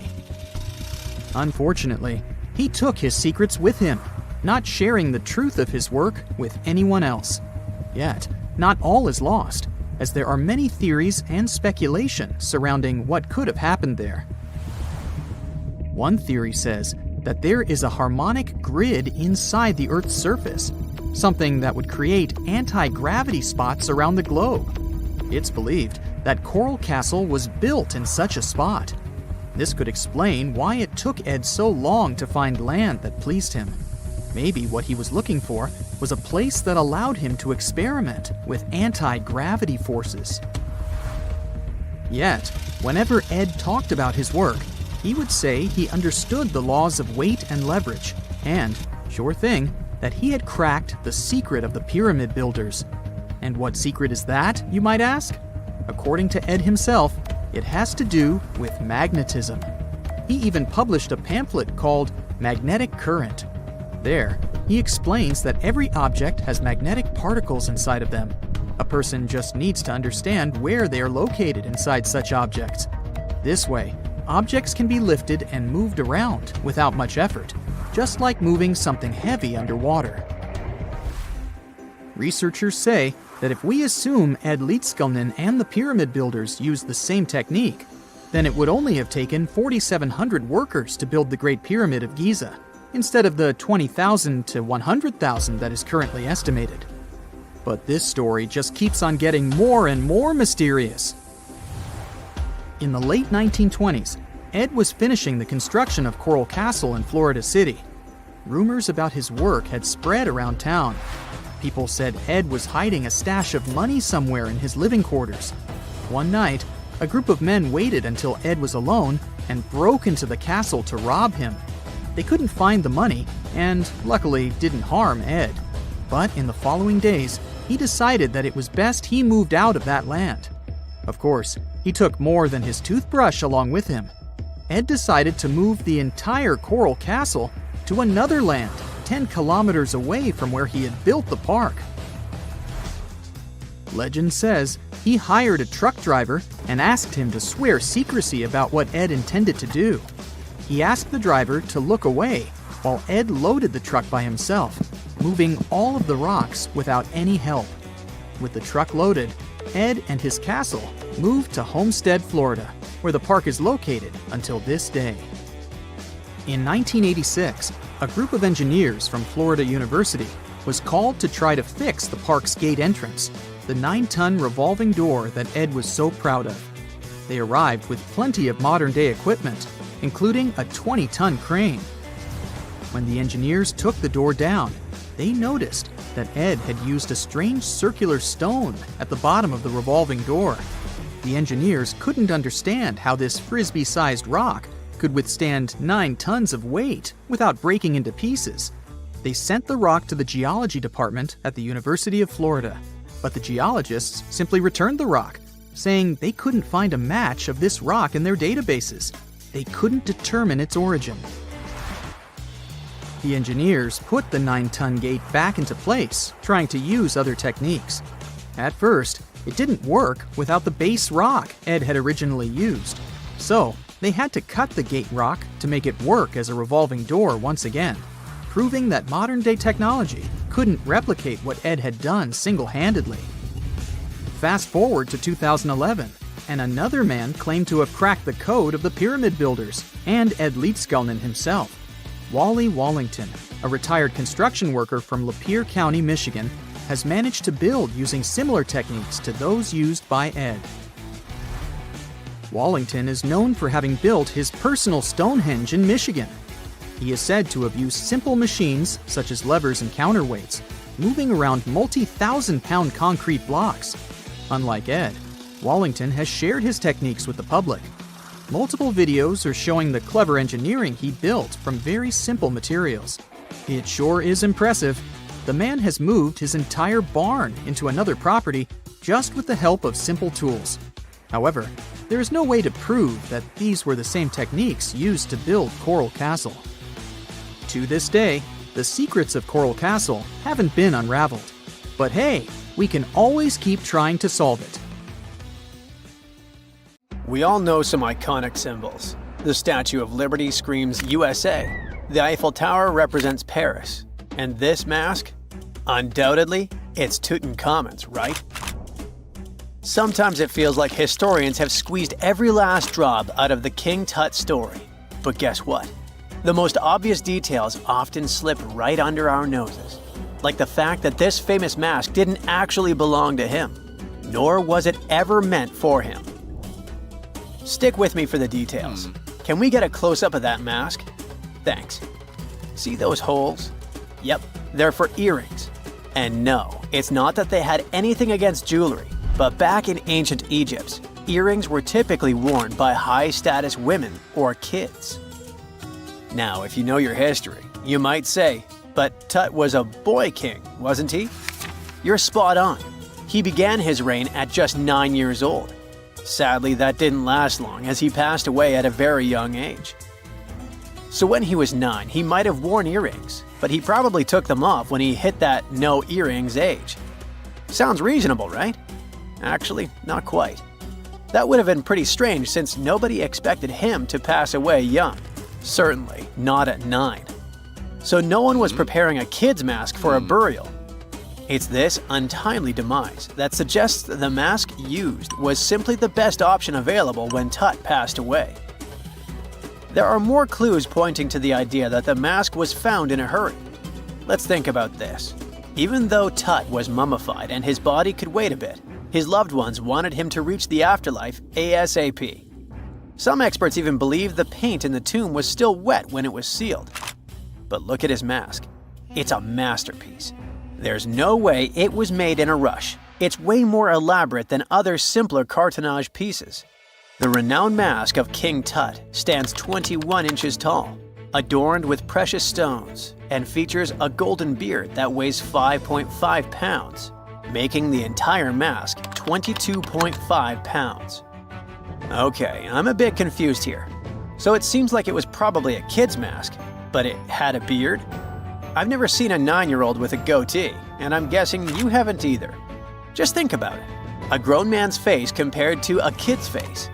Fun fact for you, our faces pretty much stopped growing at the age of 16, so by 19, Tut would have definitely had the face of an adult man.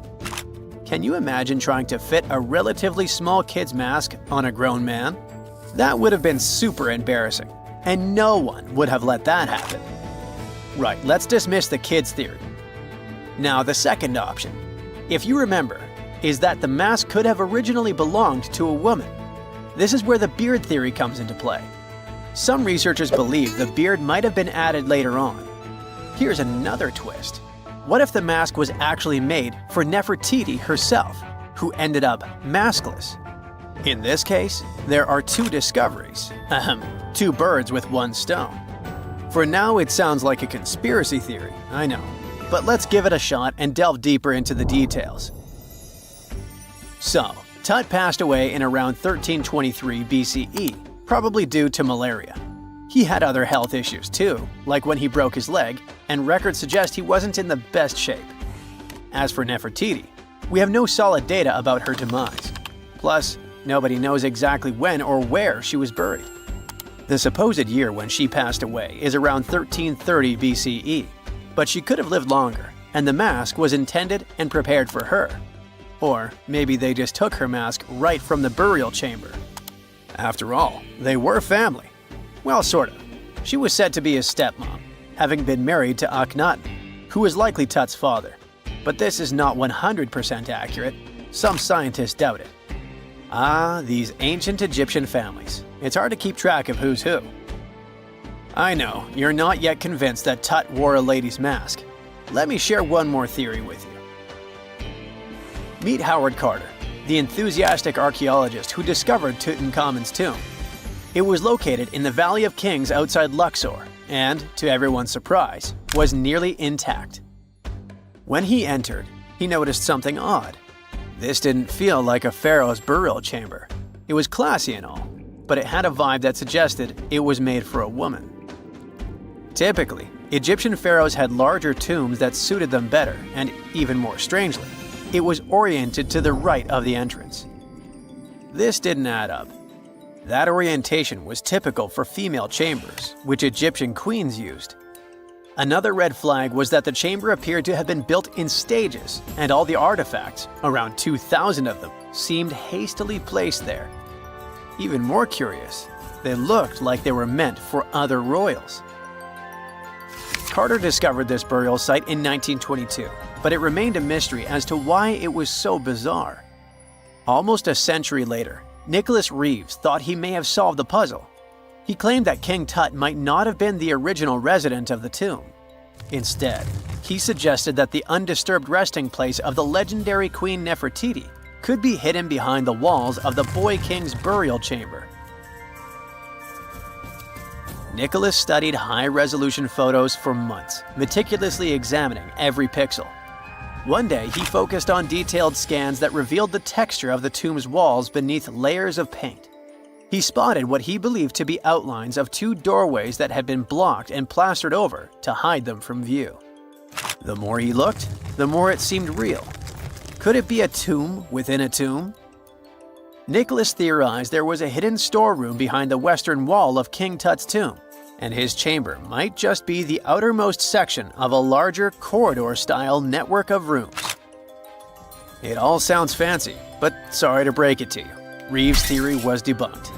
To find out if he was onto something, experts had to use ground-penetrating radar to see the unseen. Reeves' idea was that if there were gaps, it could indicate the presence of additional rooms. And at first, in 2015, one expert even thought he had found a hidden room. But the glory didn't last for long. A year later, after double-checking, it turned out there were no hidden doorways. By the way, Nefertiti isn't the only legendary woman from Egypt whose burial site remains a captivating mystery. There's a cool legend about Cleopatra that you might enjoy. It's said that she once declared, "No man will ever find my tomb." Kind of fitting, right? After all, the person who's come closest to uncovering her final resting place is a woman. Fast forward a few millennia after she passed away, and while no man has located it, archaeologist Kathleen Martinez believes she might have cracked the code.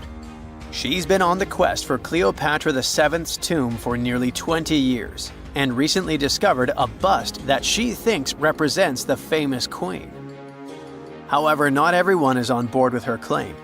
Some experts argue that the bust doesn't resemble Cleopatra at all. Alongside this intriguing marble statue, Martinez's team also unearthed 337 coins, some of which, less controversially, feature Cleopatra's likeness. But the real part is that it's still not officially confirmed. There's no doubt about the existence of the small bust. It's carved from white marble, fits in one hand, and shows a woman wearing a royal crown, according to a translated statement from the Egyptian Ministry of Tourism and Antiquities. The big question, though, is who it actually depicts. While Martinez insists this statue is a representation of Queen Cleopatra VII, many other archaeologists argue that the facial features don't match, suggesting it likely belongs to a princess instead. Sorry, I can't resist the temptation of breaking the magic for a moment. Some folks believe that the whole idea of "no man will find my tomb" is misunderstood. Even if she did say it, what she probably meant was "no living soul," and it wasn't about gender at all. It can as well be just a beautiful legend. Toodaloo! For more than 3,000 years, the gold mask of Pharaoh Tutankhamun stayed hidden in the Valley of the Kings. This artifact, which stands about 21 inches tall, shows how skilled and artistic the ancient Egyptians were. But nobody expected that X-rays would reveal its biggest secret. King Tut was the last ruler of his family during the 18th dynasty. He took the throne at just 9 years old, but ruled for only 10 years before he passed away unexpectedly. If we're being honest, back in ancient Egypt, he was mostly forgotten by the rulers who came after him. His tomb wasn't a big deal for them, so much so that even the grave robbers forgot about him. It might sound a bit sad, but the truth is that it was actually great news for us. Since his tomb was practically forgotten, it ended up being perfectly preserved. While the other tombs in the Valley of the Kings were looted, his remained sealed and untouched. So when it was discovered back in 1922, it had over 5,000 precious objects inside.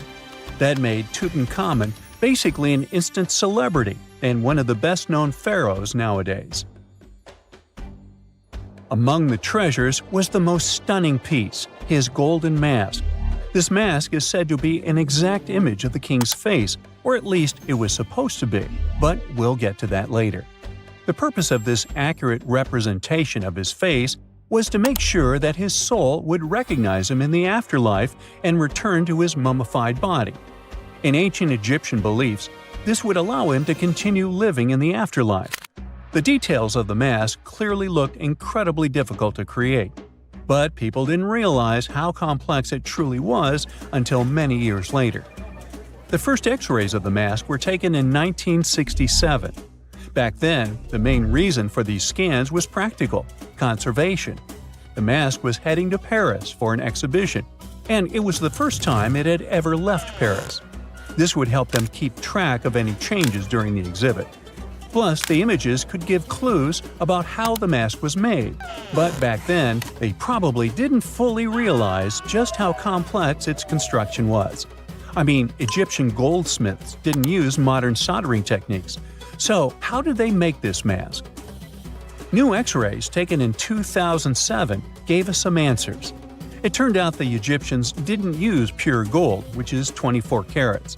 The mask was actually made of 23-karat gold, meaning it was mixed with another material. So specialists discovered that the gold sheets contained a small amount of copper, a reddish-brown metal. This was likely done to make the material more flexible and easier to shape. They would then shape the gold sheets by heating and hammering them over and over again. But there was one more secret inside the mask that wasn't discovered until 2015.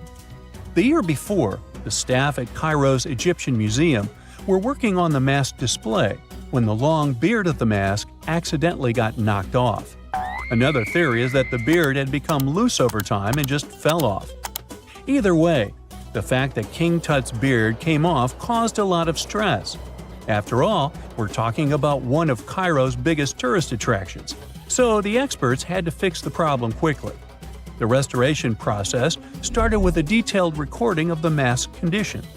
To do this, they had to take a full three-dimensional scan of the artifact, and, by accident, they found something very interesting in the mask.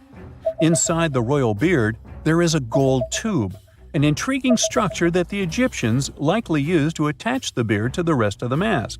And that proved, once again, that the process of making this mask was even more complex than experts thought. But the mysteries don't stop there. Remember how we mentioned that the mask was thought to perfectly represent King Tutankhamun's face? Well, that might not be entirely true. Some popular theories suggest the mask was never meant for him and was actually made for someone else. A study published in 2015 suggested the mask was originally made for a female pharaoh, his supposed stepmother, the famous and beautiful Egyptian queen Nefertiti. The biggest clue comes from an inscription on the mask. At first glance, it seemed to belong to Tutankhamun, but after a close examination, researchers noted that something else was actually written underneath King Tut's name. The royal name stamp seems to have been altered, and originally it had something written on it that translates to Queen Nefertiti. There is another feature of King Tut's golden mask that was overlooked for years, which adds even more mystery. As we mentioned earlier, experts believe he wasn't respected much by the pharaohs who came after him. And one of the clues that made archaeologists think this is the pierced ears on the mask. Some researchers believe that King Tutankhamun wouldn't have worn earrings after he was a kid. So, according to their theory, by the time he passed away at 18, he shouldn't have been represented with pierced ears. This could also support the idea that the mask originally belonged to Nefertiti, or maybe to someone who wasn't even connected to King Tut. But the mask isn't the only source of mystery. In fact, his whole tomb is full of puzzles. Recently, historians found a sign that the place where King Tut was supposed to be buried was changed at the last minute. For years, experts wonder why a pharaoh who ruled for 9 years ended up in such a simple tomb. When compared to the grandeur of other pharaohs' tombs, his tomb seemed, well, a bit plain. The idea that a king like Tutankhamun would have such an unremarkable resting place just doesn't match up with the power and importance he must have had in ancient Egypt. So, what happened? Well, apparently, this might have something to do with his successor, Pharaoh I. After King Tutankhamun passed away, researchers believe that I made sure to erase him from Egypt's history. So, one theory suggests that he was probably behind the quick decision to place King Tut's body in a smaller, less impressive tomb. When experts looked at I's own tomb, they found something interesting. There is a large wall covered in painted baboons. This is the same type of artwork found in Tutankhamun's tomb. It seems like the same person might have chosen the artwork for both tombs. Now, the design and decoration of the two tombs are almost identical, suggesting there was a shared hand behind both. But there is one key difference. I's tomb is fit for a king. It's much bigger and more impressive, even though the style and artwork are similar to what you see in Tutankhamun's tomb. So the theory suggests that I decided what went into both tombs. Since Tut passed away unexpectedly at a young age, his grand tomb wasn't finished in time. Normally, pharaohs start building their tombs while they're still alive to make sure everything is perfect. But Tut passed away when he was just 18, so there wasn't enough time. I may have taken advantage of the situation, ordering a smaller tomb for Tut and keeping a larger one for himself. Experts believe this theory explains why Tutankhamun's tomb is so simple and how I managed to wipe his memory from history so easily. But in the end, the story of King Tut's mask and tomb is full of mystery and intrigue. Each new discovery sheds more light on what really happened all those years ago. But one thing is for sure, the secrets of ancient Egypt still have much to reveal, and King Tutankhamun will continue to fascinate people for years to come. Whenever you hear about ancient ruins, you almost never picture them being suspended somewhere, or just randomly hanging on the branch of a tree, right? In fact, for most of the ancient artifacts we have exposed in museums all over the world, archaeologists did quite an impressive amount of digging. You see, buildings have this funny way of fading away over time if not properly taken care of. Sometimes we need to reuse some building materials, so an older construction may be sacrificed in the process. Other times houses are abandoned, and once they are exposed to the elements on the surface, like rain or sunlight, they don't really stand a chance. Some just simply crumble away due to good old erosion. So the only way a piece of architecture can survive the test of time is if it's somehow gotten buried deep down. Now, how did they end up buried in the first place? Well, it's quite the comedy of errors. Ancient cities had a habit of gradually raising their ground level like a kid adding toppings to their ice cream sundae. You see, these settlements were always busy collecting food and building materials to keep up with their ever-growing population.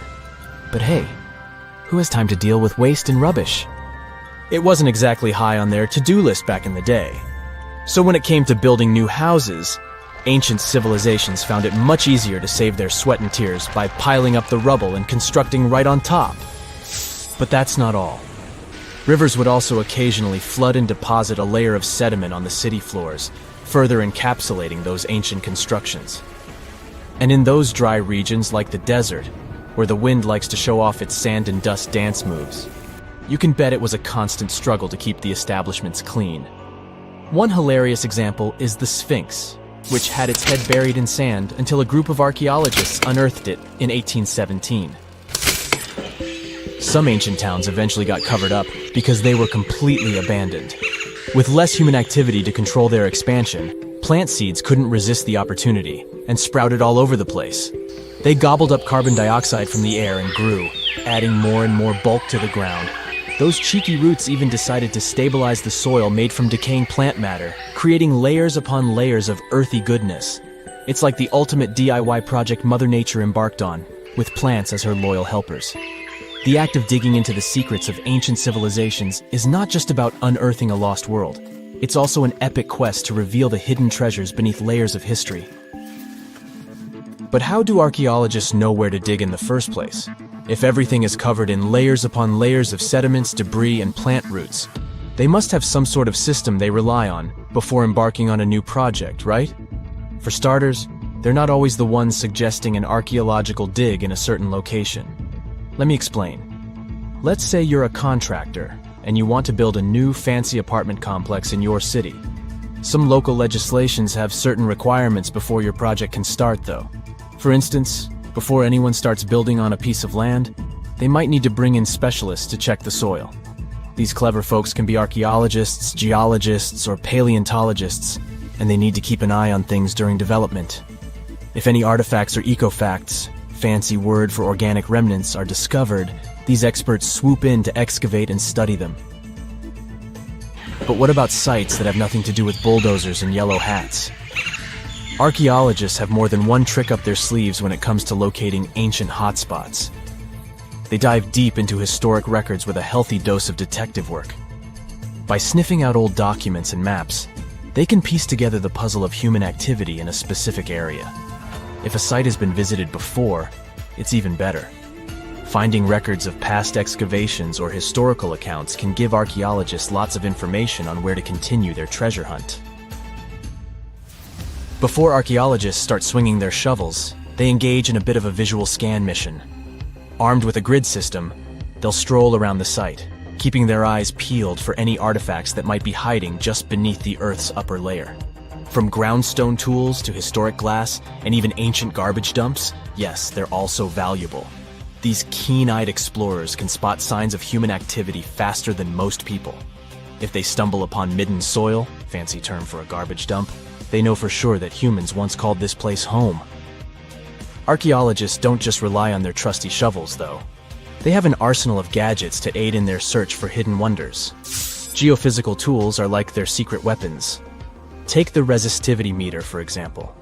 This clever contraption measures the electrical component of the soil and any buried features or artifacts.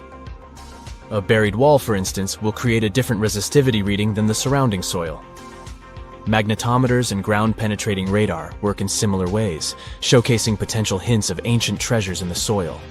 And who could forget our trusty old friend, the GPS? It helps archaeologists map out precise locations, like a high-tech treasure map, leading them straight to their pot of gold. Care to virtually visit some of the most important archaeological sites in the world? Well, follow me. In the United Kingdom, for instance, you'll find this interesting place called Stonehenge. It's one of many henges scattered around, but this one really takes the cake. Picture this: massive ancient stones standing tall and proud, arranged in a funky outer ring and an inner horseshoe, with some smaller stones thrown in for good measure. And guess what? These amazing stones have been around for over 5,000 years. Talk about a serious case of rock-solid longevity. Now, here's where it gets interesting. According to local folklore, the legendary wizard Merlin whipped out his magic wand and poof! He teleported these massive stones all the way from Ireland. Apparently some giants had assembled them there, but Merlin decided they would look much better at their new location. Others think it's just the ruined remains of an old Roman spiritual edifice.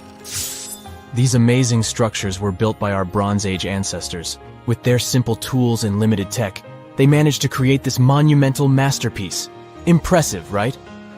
Unfortunately, there's still so much we don't know about this area. Stonehenge's initial purpose remains a mystery to this day. Sure, there are lots of theories, but scientists have yet to agree on the subject. However, we do know that it's perfectly aligned to catch the sunrise during the summer and winter solstices. The ancient city of Pompeii is an equally amazing archaeological site. Picture this. Mount Vesuvius, a notorious troublemaker, decided to throw a volcanic tantrum and completely covered this ancient Roman city. It turned it into a time capsule, located outside present-day Naples in Italy. Fast forward to the year 1748, when a bunch of adventurous explorers stumbled upon Pompeii.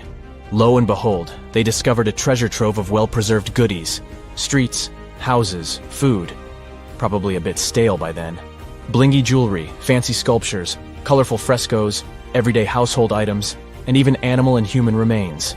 It was like an epic archaeological party. From the looks of it, Pompeii had it all. Fancy houses and villas, a massive 20,000-seat arena, cute little artisan shops, hangouts like taverns.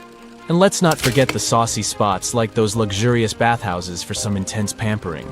There's also the sanctuary of Apollo, where people used to gather for their daily dose of worship. And of course, the bustling heart of the city, the Forum of Pompeii, where all the cool people used to hang out. And guess what? Pompeii is so cool that it made it to UNESCO's World Heritage List back in 1997. That's like the ultimate Hall of Fame for historical awesomeness.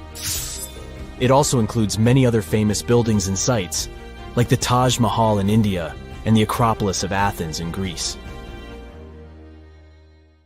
Phew! This summer has been turning up the heat like never before. We feel like roasted marshmallows on a sizzling grill. Yes, the world is getting hotter, but some regions have always fought with high temperatures. It turns out people had some inventions to keep themselves cool in ancient times too. Some of them are still functioning, even 3,000 years later. Let's take a look at how people saved themselves from heat throughout history. So, put an ice cube into your cold drink and get ready to hear how people survived the heat. Speaking of ice cubes, do you know that the Persians made an ice storage system? In the deserts of ancient Persia, people had an out-of-the-box idea about how to prevent their food from turning into a melted mess. These ingenious Persians stumbled upon a physics trick that allowed them to create ice in the middle of the desert. They called these cool structures yakhchals, which basically means ice pits. These ice pits were not your ordinary coolers. They were like secret underground fridges. They looked like dome-shaped mud brick structures on the outside, but inside, it was a whole different world. These ice pits had an evaporation cooler system that worked like magic. At night, when the desert cooled down, Persians made use of the radiative cooling effect. They set up cleverly designed trenches to hold thin layers of water. The water froze, defying the desert heat. Then there were underground square storage areas. The Persians collected the melting ice water from these cool trenches, and during the night, they froze it again, making the most of the desert's natural chill. To add to the cooling effect, they built a wall to shade the storage areas from the hot midday sun. And that's not all. They had this fantastic wind-catching contraption called a badger that caught the breeze and directed it right into the ice pits. Fresh air plus ice. Cool breeze. A winning combo. They even had intricate water channels called qanats to bring water to the ice pits and homes all the way from the nearby mountains. As time passed, these yakhchals faded into history and modern technology took over. But hey, there's good news too. Some awesome folks in Iran are restoring these ancient coolers. So, if you ever find yourself in the desert, don't forget to pay a visit to these marvelous places and witness the genius of the ancient Persians firsthand. Now, I want to focus more on the wind catchers because they don't just help make ice cubes. They actually function as a cooling system as well. Back in the day, those clever architectural wonders were all the rage in places like Persia, modern-day Iran, Egypt, and the Middle East. Imagine tower-like structures with openings at various levels strategically placed to harness the power of nature's breeze. These openings were like magical portals for the wind. They captured those refreshing gusts and guided them right into people's living spaces. Basically, they were natural air conditioners. The breeze would gracefully flow downward, cooling the ground as it danced through the building. The secret sauce lies in the details: the tower's height, the number of sides, the openings, and the positioning of the interior blades. Everything plays its role in how efficiently the wind towers work out. Thanks to these wind catchers, ancient societies could enjoy comfy indoor temperatures without sweating. Can you imagine living in those times? Feeling the gentle breeze whisking through your home, keeping you feeling fresh and chilled out? The Persians are often credited for inventing these awesome wind catchers. But hey, don't forget about Egypt. There, you can find traces of similar structures dating all the way back to 1300 BCE. Yes, the invention of wind catchers may have occurred in ancient Egypt, but Yazid in Iran is the city with the largest number of wind catchers. People wouldn't have been able to live there without these ancient ACs, because there was almost no rain in the area throughout the year. Now, let's look at these perforated, double-skinned exteriors. Imagine dressing up a building with a fancy perforated screen. It's like giving its exterior a stylish makeover while keeping things chill inside. This genius technique, firstly, scatters the natural daylight, so no harsh sunbeams to blind you. The screen also offers shade like a pro, giving the building's interior a much-needed break from the blazing sun. Think of it as a natural sun hat for your home. Placing this screen about 4 feet away from the outer walls creates a breezy, dreamy hallway for fresh air circulation. And hey, they add a touch of elegance to the building too. These structures are sometimes called jali. Jaipur, India, for example, has an average daytime temperature of about 100 degrees Fahrenheit. So these structures are lifesavers. Jalis come in various forms, crafted from cement, earth, and wood. It's a cultural symbol deeply embedded in Indian architecture. You can find its captivating presence in iconic historical buildings like the majestic Taj Mahal and the Grand Red Fort in Delhi. But hey, it's not just a thing of the past. It's still rocking modern architecture scenes, and its charm has sparked creativity in artists and designers worldwide. It adorns the building's exterior, its cross-section showing a larger opening on the outside and a smaller one on the inside. This is where the Venturi effect steps in to show off its physics prowess. As the air flows through the narrowing passage, it picks up speed, creating a difference in pressure between the inside and outside of the building. Air blowing at a higher speed gets compressed, and when released, it cools down. Mashrabia is a wooden lattice or screen used in the Middle East and North Africa. These decorative wonders are like window blinds, but they do more than just look pretty. They're smart too. They give privacy, shading you from the sun, and let fresh air and light in. Some people also add clay pots filled with water, sand, or damp straw to their designs. As hot air breezes through the holes, it also passes through the pot's porous surface. The moisture inside evaporates, cooling the air. This is a perfect low-cost technique for hot and dry climates. It's eco-friendly, and there's no need for electricity. Now, let's fast forward to today. Designers are getting creative, mixing traditional wisdom with modern tech. At the Al-Bahar Towers in Abu Dhabi, they've got it too. Picture over 2,000 hexagonal panels that dance with the sun's movement, providing shade to the building's interior. Water evaporation was another secret weapon for ancient people. Simple, yet super effective. Plus, ancient Egyptians hung wet mats and curtains in doorways. When the air passed through them, it cooled down, providing a relief from the scorching sun. Ancient architects were the masters of maximizing airflow. They knew how to cross-ventilate and let hot air escape while inviting cooler air to the party.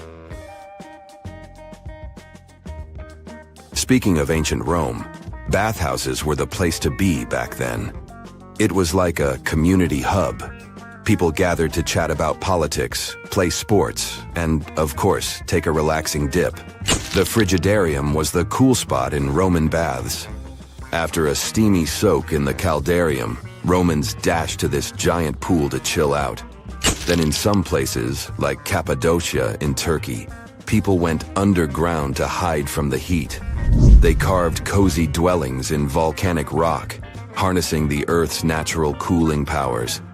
So the lesson here is simple. Architects and designers can create wonders by combining local traditions with smart tech. California's Death Valley boasts the highest officially registered temperature to date, with 134 degrees Fahrenheit in 1913. Meanwhile, Africa's sweltering record stands at 131 degrees Fahrenheit in Kebili, Tunisia, as noted in 1931. In Europe, the highest temperature ever documented reached almost 120 degrees Fahrenheit in Sicily in August 2021. Then, in 2022, the UK had the hottest summer of all time. Egyptian archaeologists made an extraordinary discovery near Cairo just recently. Drumroll, please. The most ancient and most complete mummy yet discovered in the country. Yes, they were keeping it under wraps. The 4,300-year-old mummy was found in a group of tombs close to the step pyramid of Djoser, dating back to the Egyptian Old Kingdom. It was covered in layers of gold. The team also found several other tombs, including one belonging to an ancient Egyptian official and another belonging to a secret keeper who had the power to perform special ceremonies. Another interesting tomb was that of a writer, which featured the largest statues ever found in the area. This vast burial site is also home to more than a dozen pyramids and resting grounds. Probably one of the most famous mummies in the world is that of Hatshepsut. She ruled Egypt like a boss for around 20 years, building all sorts of impressive buildings and creating new trade routes. But when archaeologist Howard Carter found her tomb in the Valley of the Kings, her sarcophagus was empty. However, Carter did find 2 coffins in another tomb, one of which belonged to Hatshepsut's wet nurse and the other to an unknown woman. In 2006, a team of specialists decided to investigate whether that mysterious lady was the queen herself. They found a molar tooth in a wooden box with Hatshepsut's name on it, and when they compared it to a gap in the mummy's mouth, it was a perfect match. Ramses II was a pretty impressive ruler, but it was his mummy that eventually made history. Now, we don't hear too much about his daddy. Okay, I'll stop. Ramses is considered to be the most powerful pharaoh in all of Egypt, as he reigned for a whopping 6 decades. He also lived to be over 90 years old. Now that's pretty amazing, considering the time he lived in. Ramses II supposedly had over 100 offspring too. Talk about a big family. When he passed away, his body was originally buried in the Valley of the Kings, but some sneaky guys tried to rob his tomb of all his treasures. Officials back in the day weren't having any of that though, so they moved his body to a secret location to keep it safe. Fast forward to the 1800s, and Ramses II's mummy was discovered along with a bunch of other rulers and important officials. But it wasn't in the best condition, so archaeologists flew it to Paris to get it, pampered. Problem was, he couldn't just be transported into another country. The only solution available was to give Ramses II his own passport. His occupation was listed as king, and the document even featured his photo. Most mummies aren't necessarily known for having the most hydrated skin. But that of an ancient woman, also known as Lady Dai, proves otherwise. No, not that Lady Dai. This wealthy lady from ancient times was discovered in an ornate tomb in 1971, and she looked fabulous, if we can say so about a mummy. Thanks to the special conditions in her tomb, like the moisture in the environment and the lack of oxygen, her body was almost perfectly preserved. Her skin was soft, her hair was on point, and she was still flexible. The museum that now proudly displays her mummy also shows a ton of fancy items that were buried with her, like dinnerware and musical instruments. Archaeologists investigated the mummy further and discovered that she passed away from a heart attack at around 50 years old. Even though it hasn't been around for over 2,000 years, Lady Dai is still making history. The mummy of Ötzi the Iceman was discovered in the Alps in 1991. Austrian authorities initially thought he was a modern mountaineer because he was so well preserved. Turns out, he was actually from the Copper Age. He was found in a mountain pass over 10,000 feet above sea level. Through studying his mummy, we've learned so much about life in Copper Age Europe. For example, we know that he was a native of Central Europe and enjoyed eating meat. He also suffered from arthritis, narrowing arteries, and intestinal problems. But he likely used acupuncture and medicinal herbs to treat these conditions. And apparently, he was pretty handy with tools. He sharpened them just days before his untimely demise. Who knows if he was expecting trouble or just getting ready for some routine work. Now, King Tut and his story is most likely the one that made all mummies famous. This pharaoh passed away at the young age of 19, more than 3,000 years ago. But his mummy is still one of the most well-known in the world. When his tomb was opened in 1922, people went wild because it was still intact, unlike many other royal tombs. It had some seriously blinged-out coffins, including one made of solid gold. Not only did Tut's tomb give us a glimpse into ancient Egyptian history, but his mummy also taught us a lot about the time he lived in. DNA analysis helped identify his parents and revealed that the pharaoh had a rare bone disorder that might have made walking a bit tough. Now, Ginger is most likely one of the coolest mummies you'll ever hear about. He's like a time traveler from 5,000 years ago who's still looking fly with his golden hair and perfectly preserved nails. Ginger was discovered in Egypt and is believed to be the earliest known mummified body. Before people even knew about mummification, they used to place bodies in shallow graves in the hot, dry sand. And since the sand absorbed all the water, bacteria couldn't reproduce and the body was preserved naturally. Now, scientists are not sure if Ginger's preservation was intentional or not, but since he was buried with some pottery vessels, it's likely that whoever buried him knew some serious preservation techniques. If you want to meet Ginger in person, he's currently chilling at the British Museum. One Dutch art collector bought a statue from Asia and ended up finding a weird discovery. The statue contained a mummy hidden inside. Unfortunately, the body was too fragile to move, so they had to leave it there. The coolest part is that this mummy is over 1,000 years old and was on display for 200 years before being encased in the statue. When scientists did a CT scan, they found out that the mummy was filled with paper scraps covered in writings. Experts think he might have done this thing called self-mummification, which is a pretty intense process involving a special diet and tea that makes your body less prone to bacteria. Only a few people could handle this ritual, and those who managed to do that were seriously respected. No other Egyptian queen has baffled scientists and historians like the stunning Nefertiti. Based on her statues, she was known for her slender neck, wide eyes, and high cheekbones. Her name translates to "the beautiful woman has come." Talk about living up to your name, huh?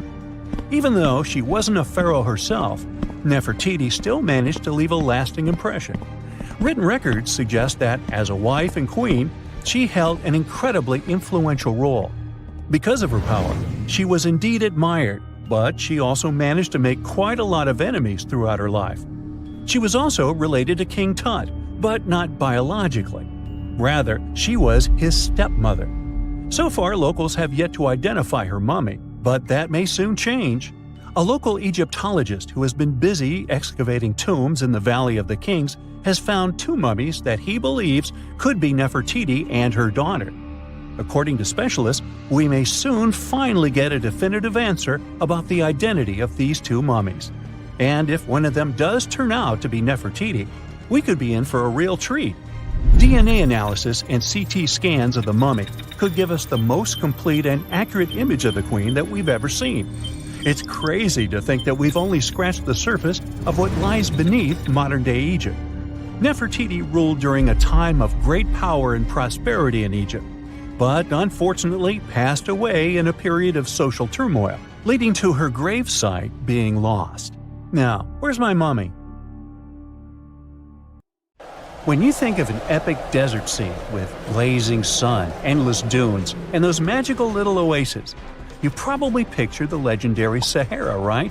But what if I tell you that 11,000 years ago, this vast expanse of hot sand looked totally different than it does today? Yeah, I don't know, I wasn't around then. But I'm told that back then, what we now call a desert was a lush paradise, brimming with lakes, rivers, grassy plains, and even woodsy forests. So, where did all this water go? There are many stories about the distant past of our planet when deserts were covered with jungles and forests, and then something happened, like changing climates or colossal earthquakes, and it all turned green lands into dunes. But how about a theory that Sahara became a desert because of humans and goats? The Sahara has seen its fair share of wet and dry drama throughout the ages, mostly thanks to little shifts in Earth's orbital tilt, causing variations in how much solar radiation hits the atmosphere. There were even times called the African humid periods, when the rain would pour in and transform the dry landscape into a bright green haven. But between 8,000 and 4,500 years ago, something really funky happened to this region.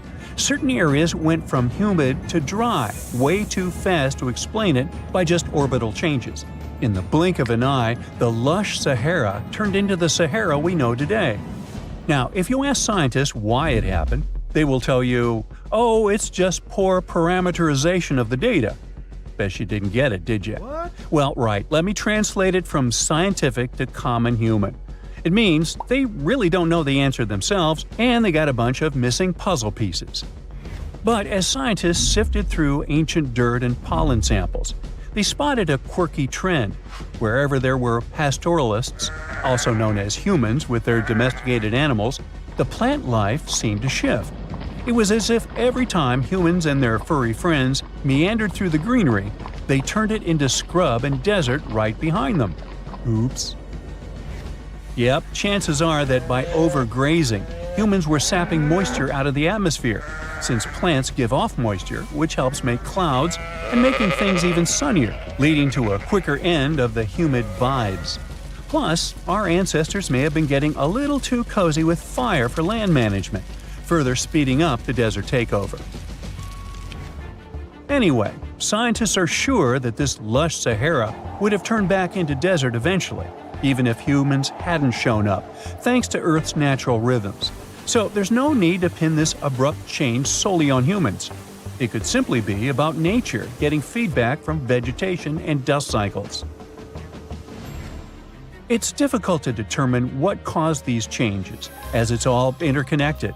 During the last humid period, the Sahara was filled with hunter-gatherers. As things got a little drier, they started herding animals for food. The weather pushed people to herd cattle. It's also possible that grazing sped up the landscape degradation. So, which came first, the chicken or the egg? Or in this case, the human or the cow? It's tough to tell with the evidence we have now. Now today, it's safe to say that water is no longer that big of a problem in the Sahara, even though it's a huge desert and the times of lush forests there are long gone. But technology's got us covered. For example, the Nubian Sandstone Aquifer System, the biggest underground water stash on the planet. It's nestled beneath the Sahara Desert's eastern edge and stretches across 4 northeastern African countries – Sudan, Chad, Libya, and Egypt, covering a whopping 770,000 square miles and holding around 36,000 square miles of groundwater. Just look at the pipes transported when it was being built. It's the world's largest irrigation project.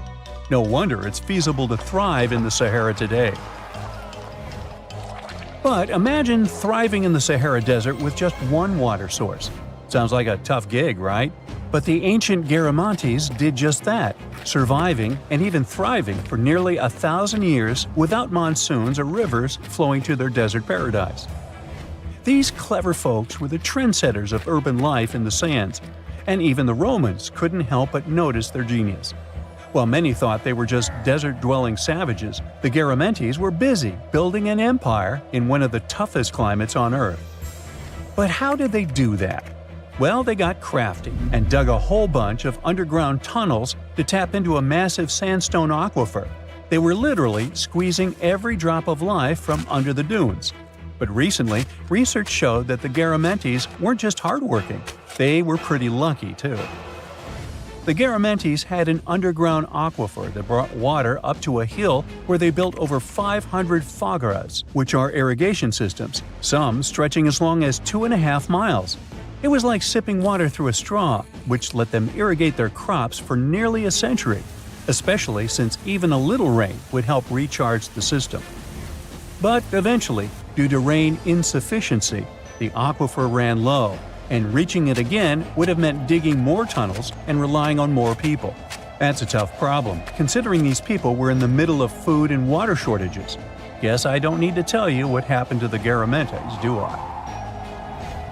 The fall of the Garamentian culture might be linked to several factors. It may have been due to climate changes, or they may have simply used their water resources too much. Back in the day, the Sahara Desert was actually fertile agricultural land, thanks in part to the cool irrigation system the Garamentians created. But since fossil water isn't something you can replenish over time, the groundwater levels dropped pretty low. This likely played a big role in the kingdom's decline by the late 7th century CE. That sounds like someone who hit a lottery jackpot, used up all the money, and went back to their original not-so-cool job once the bank account got fully drained. Oh, by the way, even if the Garamantes left some secret wisdom messages for us, the chances are we'll never get what they wanted to tell us. Nobody really knows what language they used, and their texts are nearly indecipherable to us today. But let's go back to the Green Sahara. So it transformed into a desert about 4,500 years ago. But today, we can understand how people lived in those times in the Sahara thanks to natural parks in Africa that have the ultimate outdoor art gallery. There are well over 15,000 ancient paintings and carvings depicting everyday life from around 11,000 years ago. However, if the carvings aren't enough for you and you feel like visiting an actual green desert, all you have to do is book a flight to California. One of the most beautiful phenomenon in the world, the super bloom, takes place here. Look at all these colors – orange, green, pink. It's a miracle. Wildflowers bloom right in the middle of a hot desert after several years of rainfall in dry places. It's such a bright and colorful landscape that super blooms can be seen from space. This rare phenomenon can be observed in other arid places and deserts in western and southern Africa, Western Australia, and Chile. In all these places, the weather is very hot and dry in summer. Mild humid air comes in winter, and this is the ideal environment for mass flowering. Flower seeds that lie in desert sands can wait for decades before starting to produce flowers.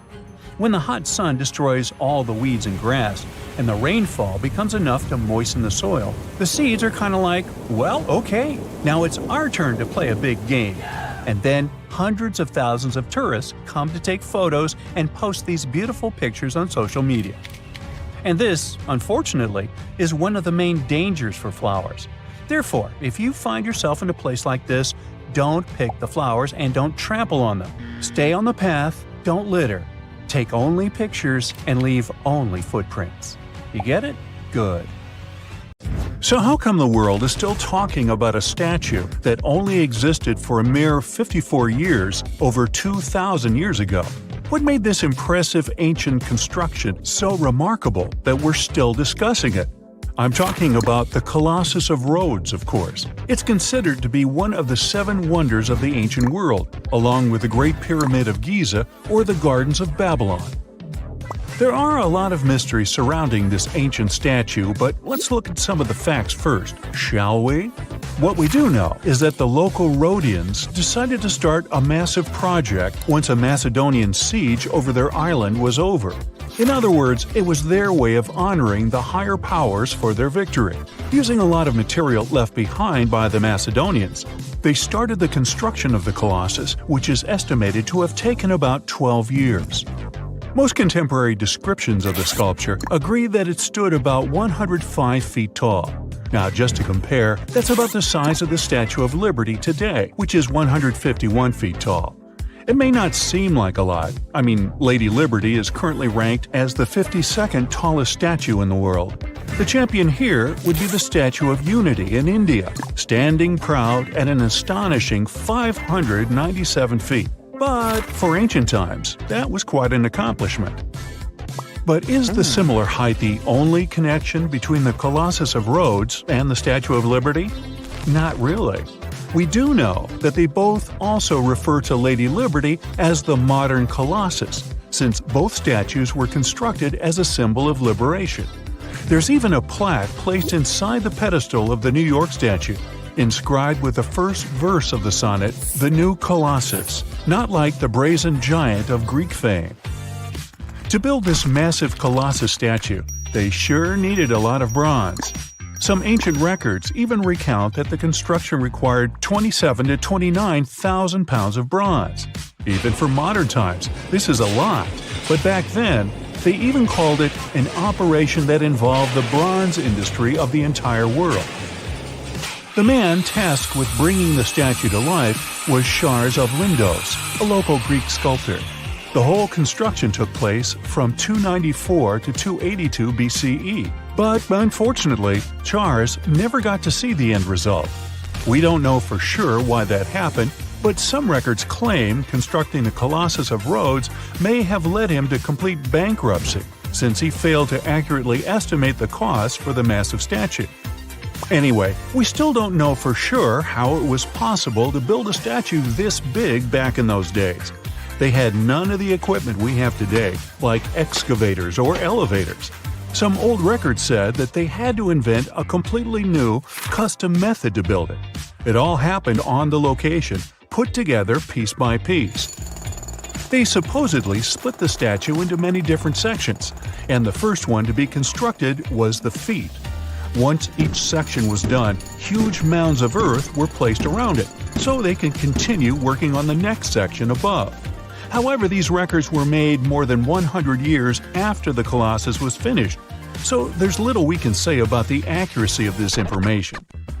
In all those 12 years, the local Greeks worked around the clock to build the Colossus of Rhodes. They started with a white marble base that they placed at the statue's feet. They then continued with some sort of an iron skeleton, to which they attached the bronze plates. Why did they choose bronze, though? Well, that was more for practical reasons, since bronze is stronger than iron and it can also sustain extreme weather conditions. More so, if you think about it, the statue was located pretty close to the sea, so the air surrounding it would have been pretty salty. That's why they needed to make it out of quite sturdy material. And what about the location? Well, that's something that has been up for debate for a long time. Researchers initially believed that the statue stood with each leg on either side of the Mandrake Harbor, one of many in the city of Rhodes, basically straddling its entrance. As imposing as that may sound, it was likely not the case. First of all, that would have meant the harbor would have to have been closed for the whole duration of the construction, which doesn't seem to match all the other records. More so, after the statue had fallen, it would have probably blocked the entirety of the harbor, which again doesn't seem to be mentioned anywhere. Most recent depictions say that it most likely stood either on the eastern side of the Mandrake Harbor or maybe even further inland. So, what happened to this impressive structure? Is there really nothing left of it to this day? And why did it survive for only 54 years, since it took so long to build and it was so important for locals? Well, as admired and valued as it was to the Greeks, an earthquake took the Colossus of Rhodes away from them. The story goes that because of the movement of the earth beneath it, the statue snapped at its knees and was completely laid on the ground. Nonetheless, the statue still continued to be admired for centuries. The Rhodians refused to rebuild it as they considered it a sign and did not dare intervene with destiny. By the middle of the 7th century, they had taken away what was left of the statue completely. Legend says it took about 900 camels to carry all the bronze away from the location. And what about the looks of the statue? This is also one aspect that is still shrouded in mystery. Even though it was a symbol of the locals' pride in maintaining their independence, they did not use the depiction of the statue for any of the coins they made, even though that was kind of customary. Other art historians do think, however, that the Colossus was similar to other depictions of the same mythological creature, a male figure that had rays of light rising from its head. The position of its hands is also still up for debate. Some say it might have even been holding a torch. We don't know if his hands were pointed straight down or whether the right arm was raised, like in similar representations in Greek mythology. The original might not be here for us to admire anymore, but there are some plans out there to rebuild it. A group of European architects intends to build a 21st century version of the ancient statue. This new construction is planned to stretch 500 feet tall. It should serve as a cultural center combined with a lighthouse. To make sure it won't have the same destiny as its ancient ancestor, these designers intend to use a lot of technology available today. Firstly, they plan to cover the whole exterior of the modern Colossus with solar panels so that the enormous building has enough electricity. They also intend to use modern resources to make sure earthquakes and wind forces won't affect the massive structure yet again. To do that, they plan to build the statue as a tripod structure, made from its 2 legs and a third pillar of support, constructed from the sash draped over the statue's arm and touching the ground. They also plan to place heavy steel support around the base for counterbalance. They even thought of a suspension system that would permit the statue to rock back and forth, making it a bit more flexible and able to resist all the various weather conditions. The manufacturer's suggested retail price on this project is quite high though, estimated at around $283 million. Supporters of the modern Colossus are optimistic as they are certain they can raise that impressive amount of cash through crowdfunding and private investments. Ooh, so check this out. Researchers just found some super old footprints from a family of extinct humans, like we're talking 300,000 years ago. The prints belong to a group of Homo heidelbergensis. Ooh, that's a tough one, but I nailed it.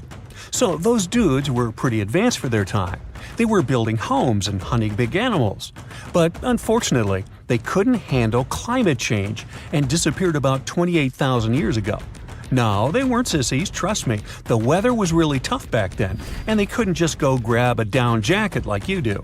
So, the University of Tübingen crew made the discovery in Germany, where they found the perfectly preserved prints in a forest by a lake.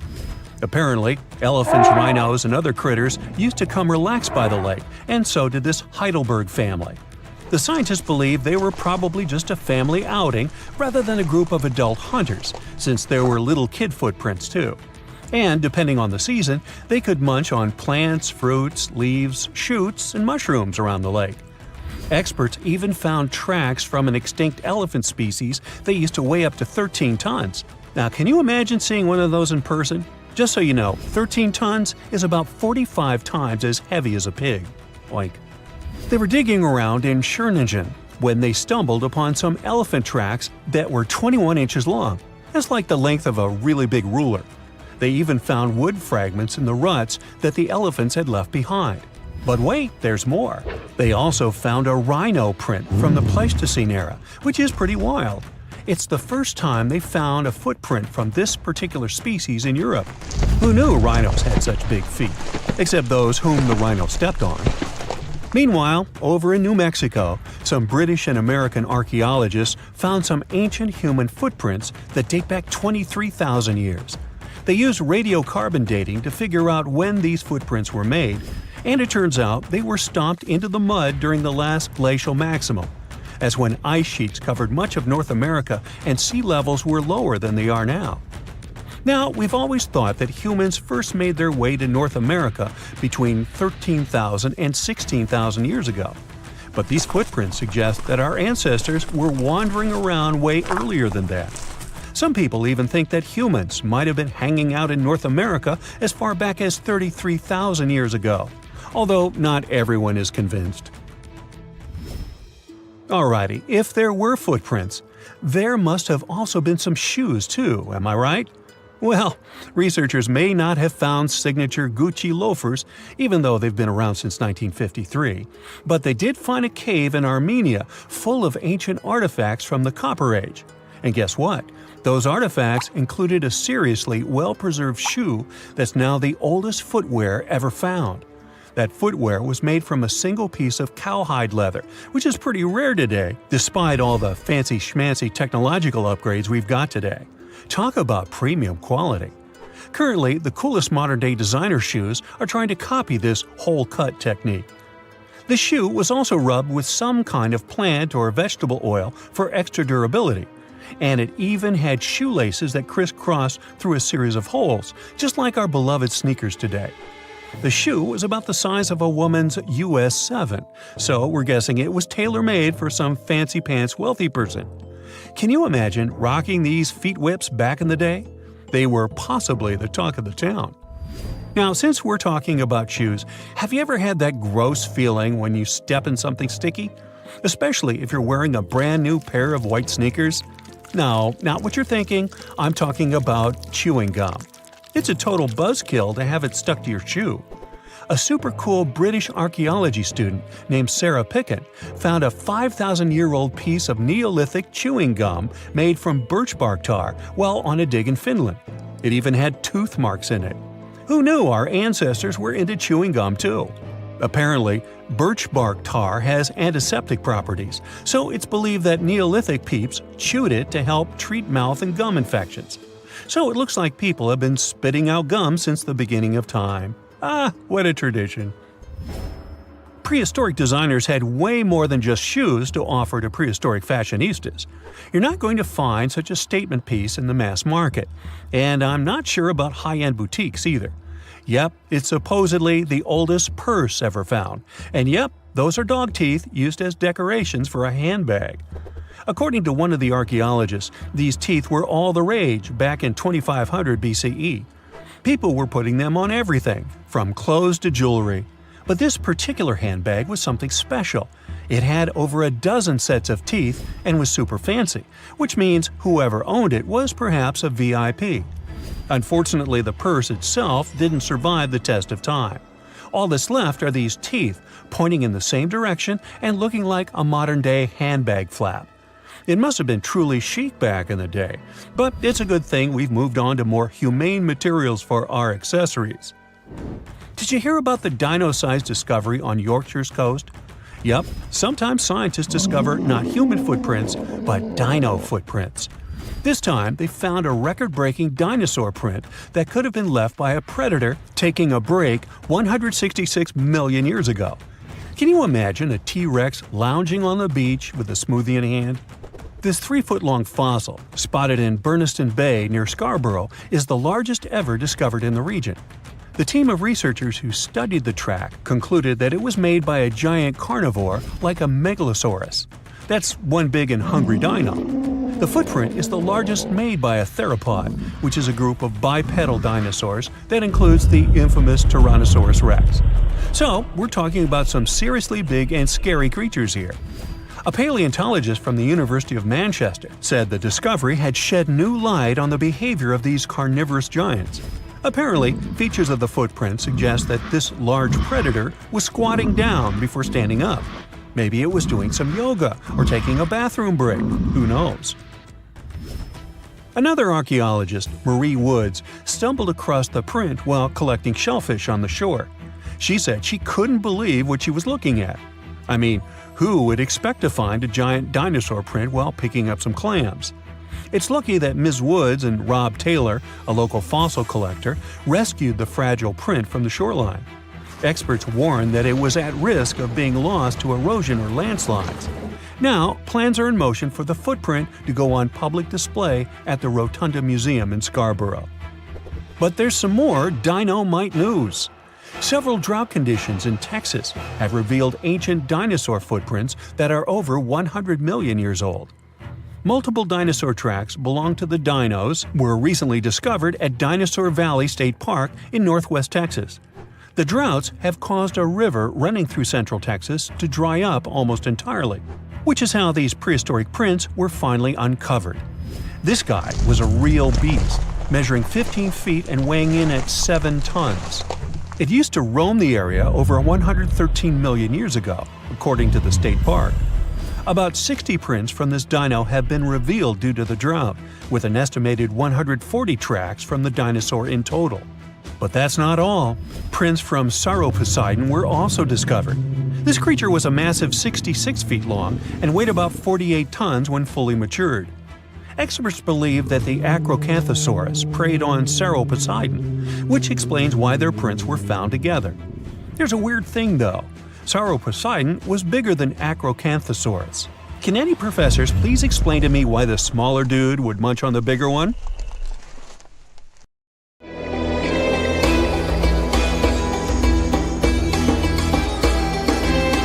The Great Pyramid was created as the final resting place of ancient Egyptian monarch Khufu.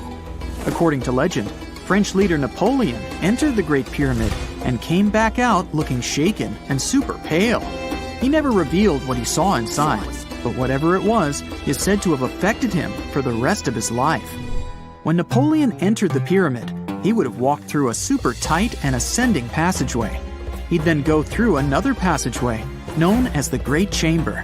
This corridor would have been much taller than the previous one and would have cobbles too. He'd then reach the King's Chamber, the centerpiece of the Great Pyramid, which was lined with huge blocks of granite. But it wouldn't have looked as grand as we might imagine. There are no hieroglyphics decorating its walls, as Egyptians only began decorating the burial chambers of pyramids much later on. The pharaoh's tombs deep inside the pyramid would have also been filled with treasures, from chunks of gold to the world's most expensive jewelry. But this would have all been looted a long time ago. The only thing that probably would have been left in there would have been a huge sarcophagus, which would have once contained the king's mummy. He'd also have to walk past the queen's chamber. This room most likely didn't hold any queens though, as pyramids were usually only built for one person. There are mysterious tunnels leading from here. To this day, no one is really sure what they're there for. And that's not the only mysterious and creepy thing Napoleon may have encountered, as stories of pharaohs leaving ancient curses on pyramids go way back. Many pyramids had warnings written on the outside, telling of horrifying things that would happen to those who entered and disturbed the peace. We might not know what exactly Napoleon found in the Great Pyramid that scared him so much, but we know for sure what was found in Tutankhamun's tomb. Tutankhamun was an ancient Egyptian pharaoh who was only 8 or 9 years old when he took to the throne. He became a cultural phenomenon when his tomb was discovered almost completely intact in 1922. His pyramid sits in the Valley of Kings in Thebes, modern Luxor, which is in Egypt. Unlike the Great Pyramid, Tutankhamun's tomb was covered in beautiful wall decorations. The walls told the story of how he would travel to the afterlife through the underworld. Egyptians believed all people would have to take this journey, so they would fill their tombs with objects and paintings to help them get there. There'd also be spells painted on the walls. They believed this would help people pass over to the next realm. The journey would be pretty long, and for that reason, the ancient Egyptians would also fill the pyramids with food. Tutankhamun's pyramid was filled with 8 fruit baskets. They even found something called gingerbread fruit in there. The rooms were jam-packed with furniture, statues, clothes, and staffs, amongst a whole bunch of other things.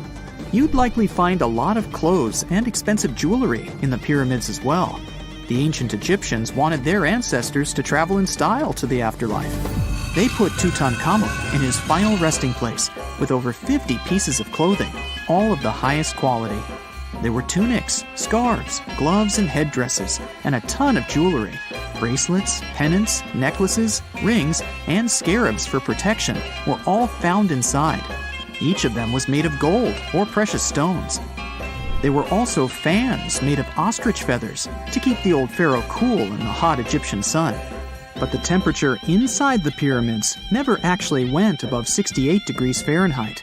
The ancient Egyptians developed a super cool air conditioning system that we don't fully understand even today. Tutankhamun's pyramid also contained 130 walking sticks made from ebony, ivory, silver, and gold to help him on his journey. There were 3 chariots hidden away in case he got tired of all the walking. They also put 11 boat paddles inside, but there was no sign of any boat. The pyramids would be littered with the pharaoh's favorite scents and perfumes. During the excavation of Tutankhamun's pyramid, it quickly became clear that it had been robbed during ancient times. There was damage to doors and traces of oils left in empty jars. It looks like someone raided the pyramid for gold and the scents, perfumes, and oils that had been left for King Tut. There was still a bit of perfume, which was made from coconut oil and frankincense, left in one bottle. It seems like Pharaoh Tutankhamun loved board games. there was an ivory traveling set of senet in his pyramid. Although we don't know for sure exactly how to play it, we have figured out it was sort of an ancient Egyptian version of backgammon. It looks like it was a two-player game where the goal was to knock your opponent off the board. Not really sure who Tutankhamun's mummy was supposed to play with, though. The ancient Egyptians had some rituals that may seem pretty strange to us. For example, they used to shave their eyebrows off if they ever lost a cat. So it's not too surprising they put some really weird things inside pyramids. Archaeologists discovered a collection of mummified cats and scarab beetles in pyramids that date back more than 4,000 years. They were found in the pyramids of Saqqara, which is south of Cairo. They also found a bunch of makeup kits and mirrors inside. Makeup was worn proudly by both men and women in ancient Egyptian times. Eyeliner was the most popular cosmetic. The Rosetta Stone was one of the best discoveries ever made in pyramids. It was found by our man Napoleon Bonaparte and his team. It's a black granite rock that dates back to 196 BCE. It's transcribed in Greek, Demotic, and hieroglyphic. When it was translated in 1822, we got the key to understanding ancient Egyptian hieroglyphics for the very first time. The discovery of Queen Hatshepsut's mummy in 1903 changed our understanding of the Egyptians forever. After she had passed away, her successor, Thutmose III, removed most of the evidence of her reign, so we basically knew nothing about Egypt's first great female leader. She's now gone on to become one of the few and most famous female pharaohs of Egypt. Pharaoh Khufu even had a fully fledged boat in his pyramid. Archaeologists uncovered more than 1,200 pieces of a giant boat near the Great Pyramid at Giza. They reassembled the boat, and it's a whopping 144 feet long. It's most likely a solar boat, which was designed to carry the resurrected king with the deity Ra. Fun fact, the Pyramid of Giza is the last remaining of the 7 wonders of the ancient world. The other 6 are the Hanging Gardens, the Colossus, the Temple of Artemis, the Mausoleum, the Lighthouse, and the Statue of Zeus. This pyramid was also the world's tallest man-made structure for 3,800 years, and it's the biggest pyramid in Egypt. It took a staggering 2.3 million blocks of limestone, and some weighed as much as 80 tons. It took an incredible 100,000 laborers and a whopping 23 years to build. Its original height was a mega 480 feet. In 2017, archaeologists discovered something weird about Egypt's Great Pyramid. There's a hidden void that's at least 100 feet long, and no one really knows why it's there or what's actually inside it. The weird void is the first inner structure discovered within the 4,500-year-old pyramid since the 1800s. Scientists used cosmic rays to detect the massive hole, but are still no closer today to finding out what's inside. The ancient Egyptians took a lot of care building the pyramids, and everything was strategically placed and structurally sound, so it's super unlikely that this hole is due to blocks falling over time. Loads of pyramids also contain small model figurines called ushabti. These represented attendants. They believed they would come to life to serve the pharaohs in the afterlife. But it's amazing that all this stuff actually fit inside. There isn't actually a huge amount of space inside the structures. It's mostly just rock.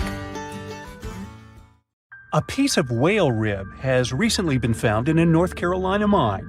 Not a big deal, some might think. Hey, why can't a whale be a miner, right? But this fragment offers scientists a unique glimpse at the interactions between prehistoric sharks and whales from around 3 to 4 million years ago. The thing is, 3 tooth marks embellish the rib. That means that the whale was once badly bitten by an animal with a super powerful jaw. Judging by the spacing between the tooth marks, and it reaches almost 2.5 inches. This animal could be a mega-toothed shark. I'm talking about the megalodon. Or it could be a different shark species which was around at that time. The curvature of the shark's jaw shows that the animal was relatively small, between 13 and 20 feet long. Yeah, small. As for the whale, it seems to be the ancestor of a great blue or humpback whale. Researchers are amazed. You don't usually expect to find evidence of animal interaction and behavior preserved in the fossil record. After examining the sample carefully, they concluded that the shark must have gone away with a mouthful, but the whale had survived because most of the fossil fragment is covered with what is known as woven bone. It quickly forms in response to localized infection. Such bone isn't particularly strong, and later the body remodels it into compact bone tissue. But it takes time. The presence of this bone means that the healing was incomplete and the whale passed away 2 to 6 weeks after the unfortunate encounter. On the other hand, its demise could have been unrelated to the infection and injury. Only a handful of fossils show such kinds of interactions between ancient animals. You can often find bite marks on fossils indicating where the animal passed away and its carcass was scavenged. But this fossil is one of a few examples that not only show a wound inflicted by another animal, but also demonstrate that the prey survived. All fossils are exciting for paleontologists. Yes, they need to get out more. But some might look terrifying to regular people. For example, look at this picture of tentacle arms and octagonal-shaped heads. When it first appeared in mass media, internet users claimed that it was some ancient organism that had come from space. Others thought the story was fake. But in fact, both the picture and the fossil are real. The fossil is known as a mortality plate, a fossilized representation of a mass extinction event of one or several species. The fossil actually contains more than a dozen specimens of a type of marine organism called a crinoid. Despite their looks, crinoids were not plants but marine animals. This particular species lived deep underwater on the seafloor. Crinoids were related to starfish, sea urchins, and brittle stars. These creatures could attach themselves to the seafloor with stalks made up of flexible porous discs connected by soft tissue. The stalks were hollow, and that's where the animal's nervous system was located. Crinoids absorbed oxygen through thin-walled tube feet. The creatures usually reached the length of more than 8 inches and had 5 arms lined with leathery-looking, tentacle-like structures. They fed on plankton and sloughed off organic material. Now, even though these fossil finds seem to be super exciting, few creatures in the fossil record confuse scientists as much as the Tully Monster. This curious sea creature sported a toothy, trunk-like snout and eyes splayed out on a rigid rod. But the most bizarre thing? It has been impossible to classify. Researchers have been considering a variety of organisms, for example, segmented worms, swimming slugs, and primitive eel-like creatures, since the monster was discovered in 1966. Recently, they have even tried to connect it to some species of jawless fish with a backbone-like structure. A team of scientists from Japan has used high-resolution laser scanners to examine the anatomy of Tully Monster fossils in 3D. They concluded that the enigmatic fossil might be an invertebrate after all, and still, the true identity of the creature remains elusive. In the 1950s, amateur fossil hunter Francis Tully found a ghostly imprint of a torpedo-shaped organism with a huge tail fin in the Mizon Creek fossil beds in Illinois. Tully had never seen anything similar to the torpedo structure. He took his find to Chicago's Field Museum of Natural History. Paleontologists working there were baffled as well. Since then, scientists haven't been able to determine where the creature fits on the phylogenetic family tree, or where they should spend Thanksgiving. In 1741, an explorer and captain named Vitus Johansen Bering led an expedition to map the coast of Alaska. The ship he was on got shipwrecked on what later became known as Bering Island, and they got hungry. Half the crew survived thanks to the discovery of an extremely large sea cow. With the meat of these animals nourishing them, the sailors managed to build a small ship from the wreckage and return home. On their way back, a scientist who was among them spent his time documenting the animals and plants they had found. The sea cow was particularly interesting because without it, the crew wouldn't have survived. These animals were more than 26 feet long and weighed around 10 tons. All sea cows are members of the order Sirenia, marine mammals more closely related to elephants than cows. The scientists described them as having black skin, a small head, and stubby forelimbs. Those sea cows floated on the water's surface, munching on kelp. After the information about these animals became widespread, sea otter fur trading expeditions made use of that convenient depot en route. Sea cows were docile and could be easily hunted. Long story short, within 27 years after the scientists mentioned those animals, they were driven to extinction. But it's not the saddest part. the fossil record reveals a much deeper and darker history. Fossils of sea cows have been discovered all over the world, from Japan to Mexico. It means that the animal once thrived in the vast kelp beds around the entire North Pacific Rim. That small population discovered by the expedition was probably the last remains of a once much larger and way healthier population. More likely, Aboriginal hunting had already reduced the numbers of these animals to near extinction levels, and the final blow came from Western hunters. The living close relatives of those ancient sea cows are rarely hunted today. Still, they're under threat of extinction themselves. To some, this amazing fossil might look a bit disturbing. Slaves' lentils are fossils that belong to animals called nummelites. They lived and thrived in a warm, shallow sea covering part of Egypt around 40 million years ago. The name nummelites hints at the fact that larger specimens resemble coins, and in Egyptian folklore, they're even referred to as angel's money. These creatures have a simple, single-celled structure, which contrasts with their super intricate skeleton. Look at this series of spiral overlapping whorls. Each whorl is divided into countless tiny chambers. Nummelites can grow to be 4 inches in diameter, and still, they are the fossils of single-celled animals related to amoeba. How and why did they grow to be so large? The reason could be their symbiotic relationships with other smaller organisms. In the case of modern species, such symbionts are tiny golden-brown single-celled algae called diatoms. The shells of nummelites are relatively transparent, and since they're flat, there's a large surface area for the light needed for the diatoms to photosynthesize. For some reasons, scientists are still debating about them. The presence of plant symbionts in animals dwelling in the sea encourages the growth of a calcareous skeleton in hosts. So, the gigantic size of the nummelites in Egypt could be due to their close relationship with symbiotic diatoms. Does that make sense? Fun fact: a species of nummelites evolve very fast, and their fossils change from one layer of sediments to the next. So, the limestone used for the pyramids of Giza are so packed with such fossils that it's known as nummelitic limestone. This limestone also contains 2 kinds of nummelites, the smaller slave's lentils and the larger angel's money. But those are not different species, but rather different stages in the life cycle of a single species.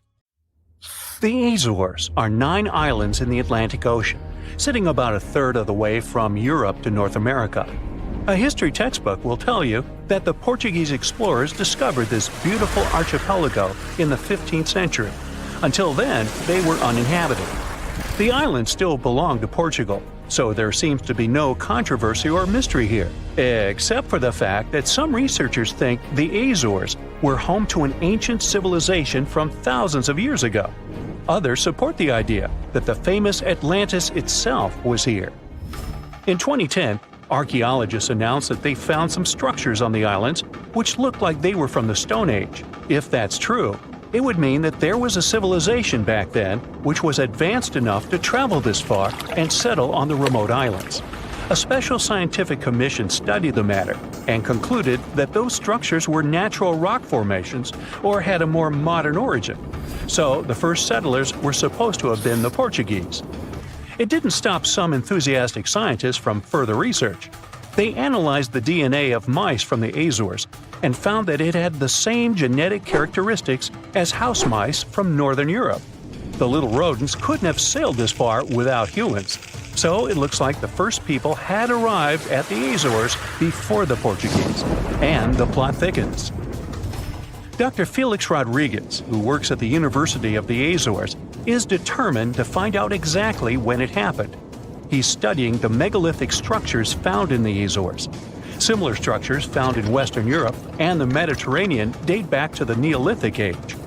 According to Dr. Rodriguez, the oldest findings are from 4,200 years ago. It's not clear when civilizations left them. The professor identified 7 megalithic structures in one complex as dolmens for the deceased. The cavities are all cylindrical in shape and definitely don't look like a natural formation. The material from the cavities turned out to be at least 2,500 years old. There are also some pieces of ceramics that seem to be even older. It looks like the rocks in the area had been lifted. You can see it by the small waves left by lava. It's thick and sticky, so it can't leave vertical marks. Someone must have moved the rock from its horizontal position. Another interesting finding is some stone anchors with holes found by the sea. Similar ones were used in the Mediterranean and on the Atlantic coast of Europe, dating back to 1000 and 2000 BCE. The 15th century Portuguese were advanced sailors and never used stone anchors, only metal ones. The scientists also managed to find a structure built right in the volcanic top. It looks somewhat similar to the ones built in the Mediterranean that are at least 2,000 years old. These structures are called columbariums and were used to store the ashes of the deceased. They also found something resembling an oven next to it, so they could be a part of one complex. There's also a basin in the middle, and it's not the only one on the island. It looks like they had a special meaning to their builders. There are channels around the construction. They connect the 4 basins, and the sun lights each of them at different times of the year. It was all carefully planned, as they were lit the brightest during winter and summer solstices and autumn and spring equinoxes. The water passed through all the basins and went directly into the sea. It could have been a purifying ritual. Now, some people are skeptical about the findings and believe they're all parts of a fortress from the 16th century. Professor Rodriguez is determined to prove it's all much, much older. There must have been some ancient civilization here that could have left because of the volcanoes that go crazy every 50 years. Antonietta Costa, a postdoctoral student at the University of Porto in Portugal, is also sure that the first people came to the Azores in prehistoric times. She has studied standing stones with small openings, explained as cuts for quarrying the stones. Costa believes they are part of a calendar system. She noticed that none of the slits in the rocks were aligned with the cardinal east direction. The slits closest to it are smaller than the ones facing other directions, so it can't be just a coincidence. It also looks like the slits are aligned with the solstices, and that's what makes Costa think it could be a calendar. She also thinks the inscriptions left on slabs of bedrock on the islands are much like those maps that were left on the rocks during the Stone Age in mainland Europe. Another interesting theory about the Azores is that it could have been the location of the famous Atlantis, which was lost under the sea. Since the Azores archipelago is in the middle of an ocean, it could technically be a perfect place for that. A 20th century scholar quoted Plato to prove this theory was right. The Greek philosopher suggested that Atlantis was in between the continents. The coins and sculptures supposedly found in the Azores when the Portuguese just arrived also point that there was someone else present there. And way more recently, in 2013, a sailor found a huge structure looking like a pyramid off the Azores coast. It was most likely a large submarine volcano, but it's much cooler to think it was some big deal in Atlantis, right? Peru has its own mystery. Amid the desert, you can find some eerie marks called the Nazca lines. They're known as geoglyphs and were created more than 2,000 years ago by the people of the Nazca culture. Thanks to a dry climate and strong winds in the desert, most of the Nazca lines have reached our day. To create them, Nazca people removed the top layer of the pebbles and revealed the soil beneath the ground. The color of the soil changes from reddish-brown to yellowish-gray, so the lines always look different. Most of the geoglyphs depict plants and animals. You can clearly see a monkey, a whale, a condor, a hummingbird, a spider, various flowers, trees, and other plants. There are also some geometric shapes, such as triangles, trapezoids, and spirals. Since they were discovered in the 1920s, scientists have offered different explanations for the lines. Some say that in Nazca culture, people ascribe special significance to these motifs, so they probably created these shapes for deities in the sky to see. Others believe they were a sort of astronomical calendar, and animal sketches were modeled after groups of stars. This theory was proved wrong, so the purpose of the lines remains a mystery. Another place that leaves many questions is Nimrut Mountain in Turkey. This mountain has a complex of monuments with temples and tombs. It was built by the Kingdom of Commagene, which ruled here around the 1st century BCE. There are statues of King Antiochus, 2 lions, 2 eagles, Zeus, Hercules, and Apollo. Archaeologists found the ruins of this complex at the end of the 19th century. They thought it had been built by the Assyrians. Then, some of the most famous scientists of the time came here and found an inscription in Greek. It had details about the sculptures and the names of important members of the Commagene royal family. It looked like it had been put there for future visitors. The scientists established that the statues used to be full-size figures. Changes in temperature, strong winds, snow, and the bright sun didn't leave them a chance to last in all their original glory. Plus, the complex is in an earthquake zone, so all you can see now is mostly the heads of the statues. They look incredibly complex and large for their time. The biggest question is, how did the people who lived thousands of years ago manage to create such huge sculptures on top of the mountain? It's obvious that they worked on shaping the limestone blocks up there and not on the ground. So, stay tuned. We'll keep an eye on this. Imagine you've booked a tour through the jungles of Costa Rica. All of a sudden, you stumble upon a huge stone sphere, nearly the length of a king-sized bed in diameter. How on earth did it end up there? And what does it symbolize? You immediately ask your guide. He's not as amazed as you are and tells you that there are actually several hundreds of them scattered across the south of the country. The mysterious stone spheres don't have an official name. The locals simply call them las bolas, which means balls in Spanish, while historians refer to them as diquis spheres, after the culture that produced them. Scientists have studied the sediment layers of the earth around them and estimate that the earliest were made around the year 600 CE, and the newest ones date to the year 1000 CE. Many of the spheres were relocated after their initial discovery, and that's why archaeologists can't date them precisely. The diquis culture completely disappeared shortly after they were discovered by the Spanish in the 16th century. Unlike the Mayas and the Aztecs, the myths or legends of these peoples didn't survive, so they cannot explain the existence of the mysterious orbs. More than 300 of these objects have been discovered so far, with some being smaller than 1 inch in diameter, and the largest measures 6.6 feet in diameter, standing taller than most humans. Although there are ones made from limestone, most spheres were carved out of a coarse version of basalt, a type of rock that forms when lava cools rapidly. Some orbs weigh up to 15 tons, and in most cases, their surface is smooth to the touch, although there are coarse, mostly unfinished pieces. If we throw away the theory that river erosion naturally sculpted the spheres, the ancient people seem to have created them by hammering boulders with other rocks. Once they got the rough shape they were aiming for, they would polish the rock to perfection, using techniques such as controlled fracture and grinding. The mysterious spheres are located in the Diquis Delta, on the coast of the Pacific Ocean.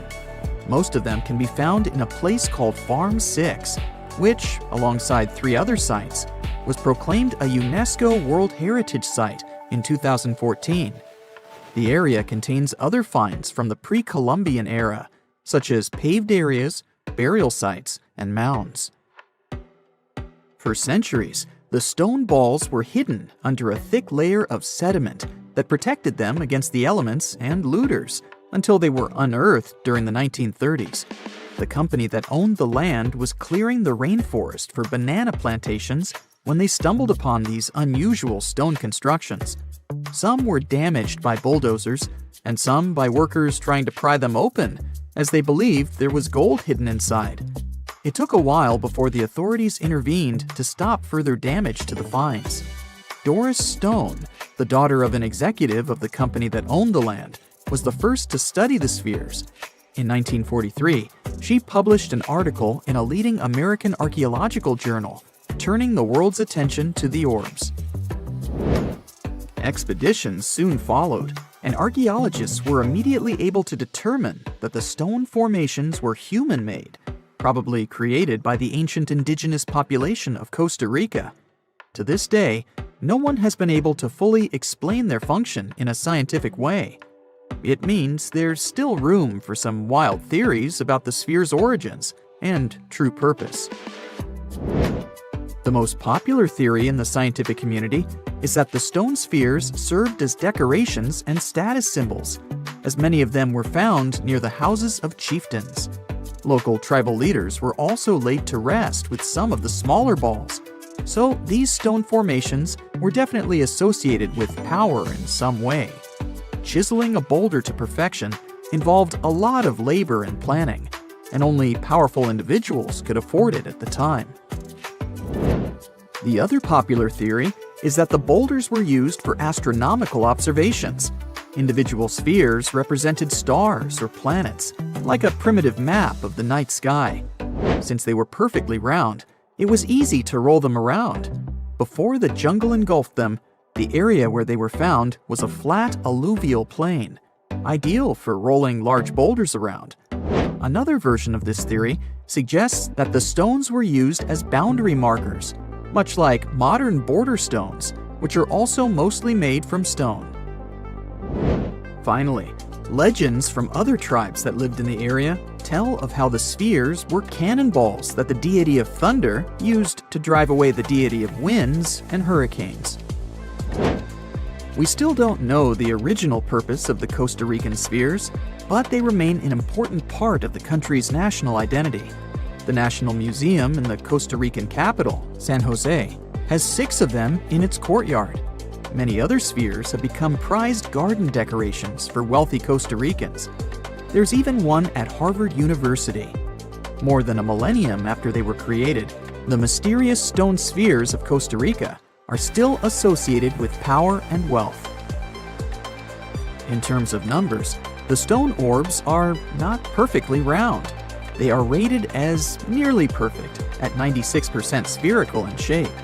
And while even that is pretty impressive, the spheres of Costa Rica are not the only ones of their kind. Nearly a decade ago, workers came across mysterious giant stone spheres deep underground in a coal mine in northern Asia. The surface of the spheres, which measured a little over the length of a human footstep in diameter, was unusually smooth, and people tried to explain it somehow. Some were certain they were out of this world, and others suggested the spheres were actually petrified dinosaur eggs. Scientists quickly put an end to further discussion, as it turned out that the mysterious spheres were concretions. Those are rock formations that take millions of years to form deep underground. Think of a pebble that picks up snow as it rolls down a hill. That's how concretions are made.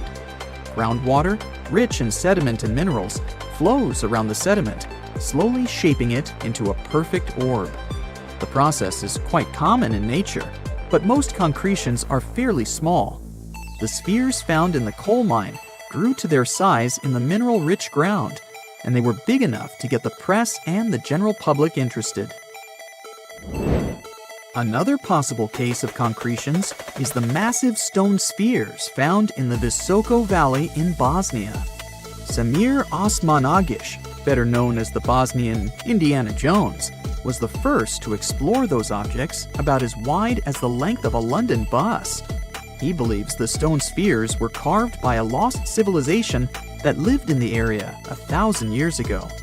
The reddish color of the orbs, though, is proof to geologists that they are indeed concretions, rich in iron content. The Moki marbles, found in rural Utah, are similar in color to the Bosnian spheres. These tiny concretions are the size of toy marbles and consist of a sandstone core and a shell made out of hematite, an iron ore. In South Africa, miners have come across Klerksdorp spheres, which are similar in shape and size to Moki marbles. The only difference is that these ones formed inside volcanic sediments and ash. The most intriguing among human-made tiny spheres are probably the orbs found on several Greek islands.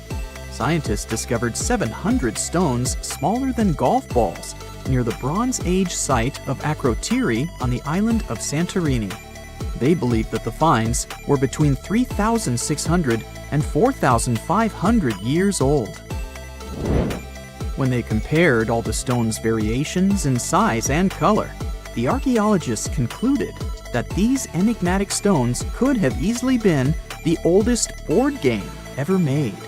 With the help of artificial intelligence, scientists are now trying to work out the rules of this game. The South Pole is more than penguins and endless snow. There's a hidden ghost world within it. Look, it's right here on the globe. Don't confuse Antarctica with the Arctic, which is at the top of our maps. Much smaller in size, and, let's face it, way less mysterious. The ice sheet covering Antarctica is about 1 to 3 miles thick, which is up to 16 Eiffel Towers stacked on each other. This massive blanket hides the true features and contours of Antarctica's land. We still don't know much about this mysterious continent, and it is ice and snow that are to blame. We still don't even know the true shape and size of this continent. Mapping Antarctica without some huge shovels is an incredibly hard task. But satellites learned to penetrate the ice with their cameras. And now we know there's actually an enormous, dramatic ancient landscape beneath the snow. The ghost of the past. About 90 million years ago, Antarctica was a much warmer place. It was actually a lush rainforest with tons of plants and probably teeming with life. It even had rivers flowing through it. Then the ice came. This happened about 34 million years ago, during the transition from the Eocene to the Oligocene, when our planet cooled significantly. It was the beginning of one of our several ice ages. The land remained, but now was hidden under ice and snow that got thicker and thicker. To a regular eye, Antarctica turned into a white desert, vast, flat, and featureless. Time went on. This massive ice sheet moved around, smoothing and shifting the ground beneath it. Over the millions of years, it changed what the land looked like. Now, if we looked under the ice, it wouldn't hold any signs of the original South Pole, except for one place. In areas where the ice is especially thick and doesn't move much, like in East Antarctica, it has actually worked the other way around. It became like a super thick blanket that protects the land. Normally, things like wind or rain slowly wear away the ground over time, changing its shape. But since we have this protective ice blanket, it prevents these natural processes from reaching the stuff underneath. So, the ground stayed almost the same for millions of years, like it's been frozen in time. This special area near the Aurora and Schmidt subglacial basins has become the ghost of Antarctica's landscape. This place was barely touched even since it was first covered in snow 34 million years ago. This is a historical footprint, a place that can tell us what Antarctica's ground looked like before it became a freezing nightmare. As scientists peered under East Antarctica, they saw an amazing ghost.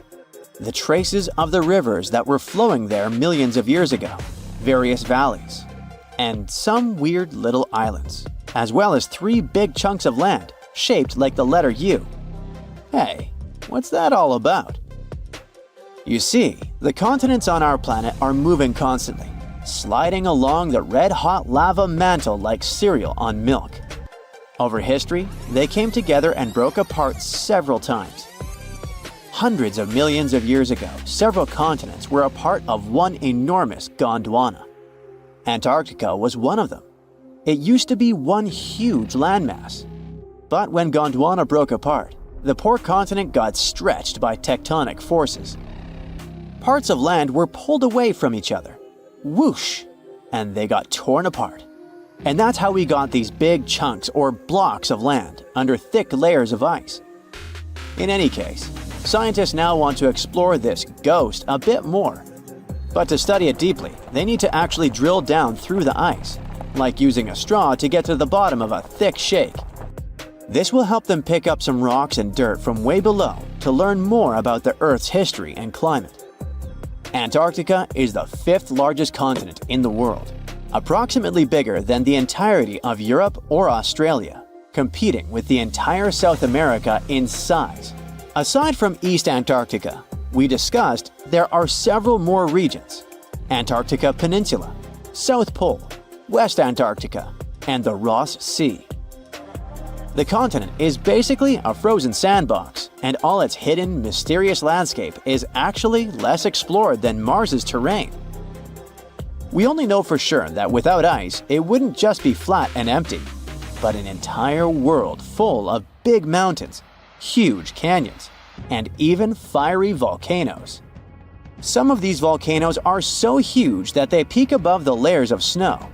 In West Antarctica alone, there are at least 138 volcanoes, though only about 8 or 9 are active today.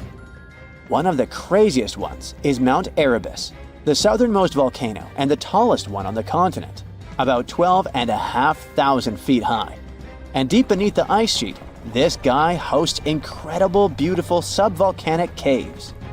The temperatures there are warm enough for t-shirts. The Antarctic Peninsula, or Lesser Antarctica, looks like a bunch of mountainous islands deeply underground. It has newer volcanic rocks that are part of the Pacific Ring of Fire, which is like a giant circle of volcanoes and earthquake zones around the Pacific Ocean. The Greater Antarctica is a huge part, almost as big as Australia. It consists of East Antarctica and the South Pole. Beneath the ice, it's a place of rocks that have been around for a very, very long time, including the special zone we mentioned. You probably know that Antarctica is nearly devoid of humans. No wonder, with a mean temperature of about minus 46 degrees Fahrenheit. But even though this place is horrifyingly cold and deserted, life still clings on. You guessed it, in the underworld. In 2017, scientists found DNA traces of algae, moss, and even possibly unknown small animals in the deep caves. That means that even in such crazy conditions, there are still unique ecosystems thriving in little isolated warm pockets beneath the snow. There was another incredible find beneath Antarctica's Ross Ice Shelf, a lively ecosystem vibing within an underground river. Scientists have long suspected that Antarctica's underworld should have some freshwater lakes and rivers. One day, a satellite spotted a groove there. They decided to explore it and used a hot water drill to melt their way through the ice. As they reached the underworld, they dropped a camera into one of those hidden fresh rivers. And at first, they thought they'd find just some rocks or something. But instead, they stumbled upon hundreds of amphipods, tiny shrimp-like creatures. Little ones instantly swarmed around the lens. Shrimps blocked the camera and scientists couldn't check out what they wanted to.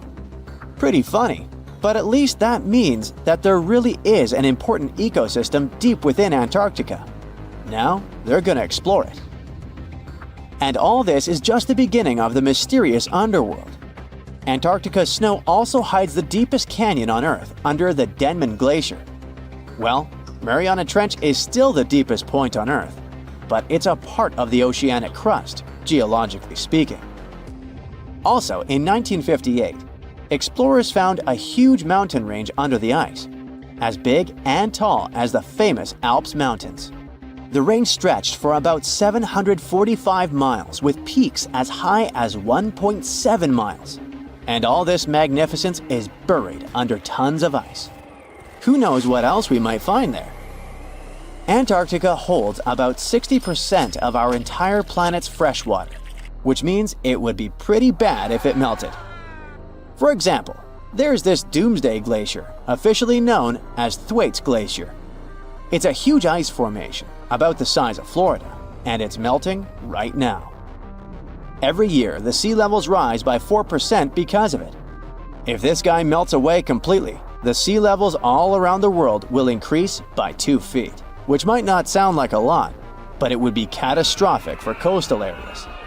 Luckily, researchers have found that even if its ice shelf were to collapse in the next 50 years, the glacier itself wouldn't retreat as quickly as they feared.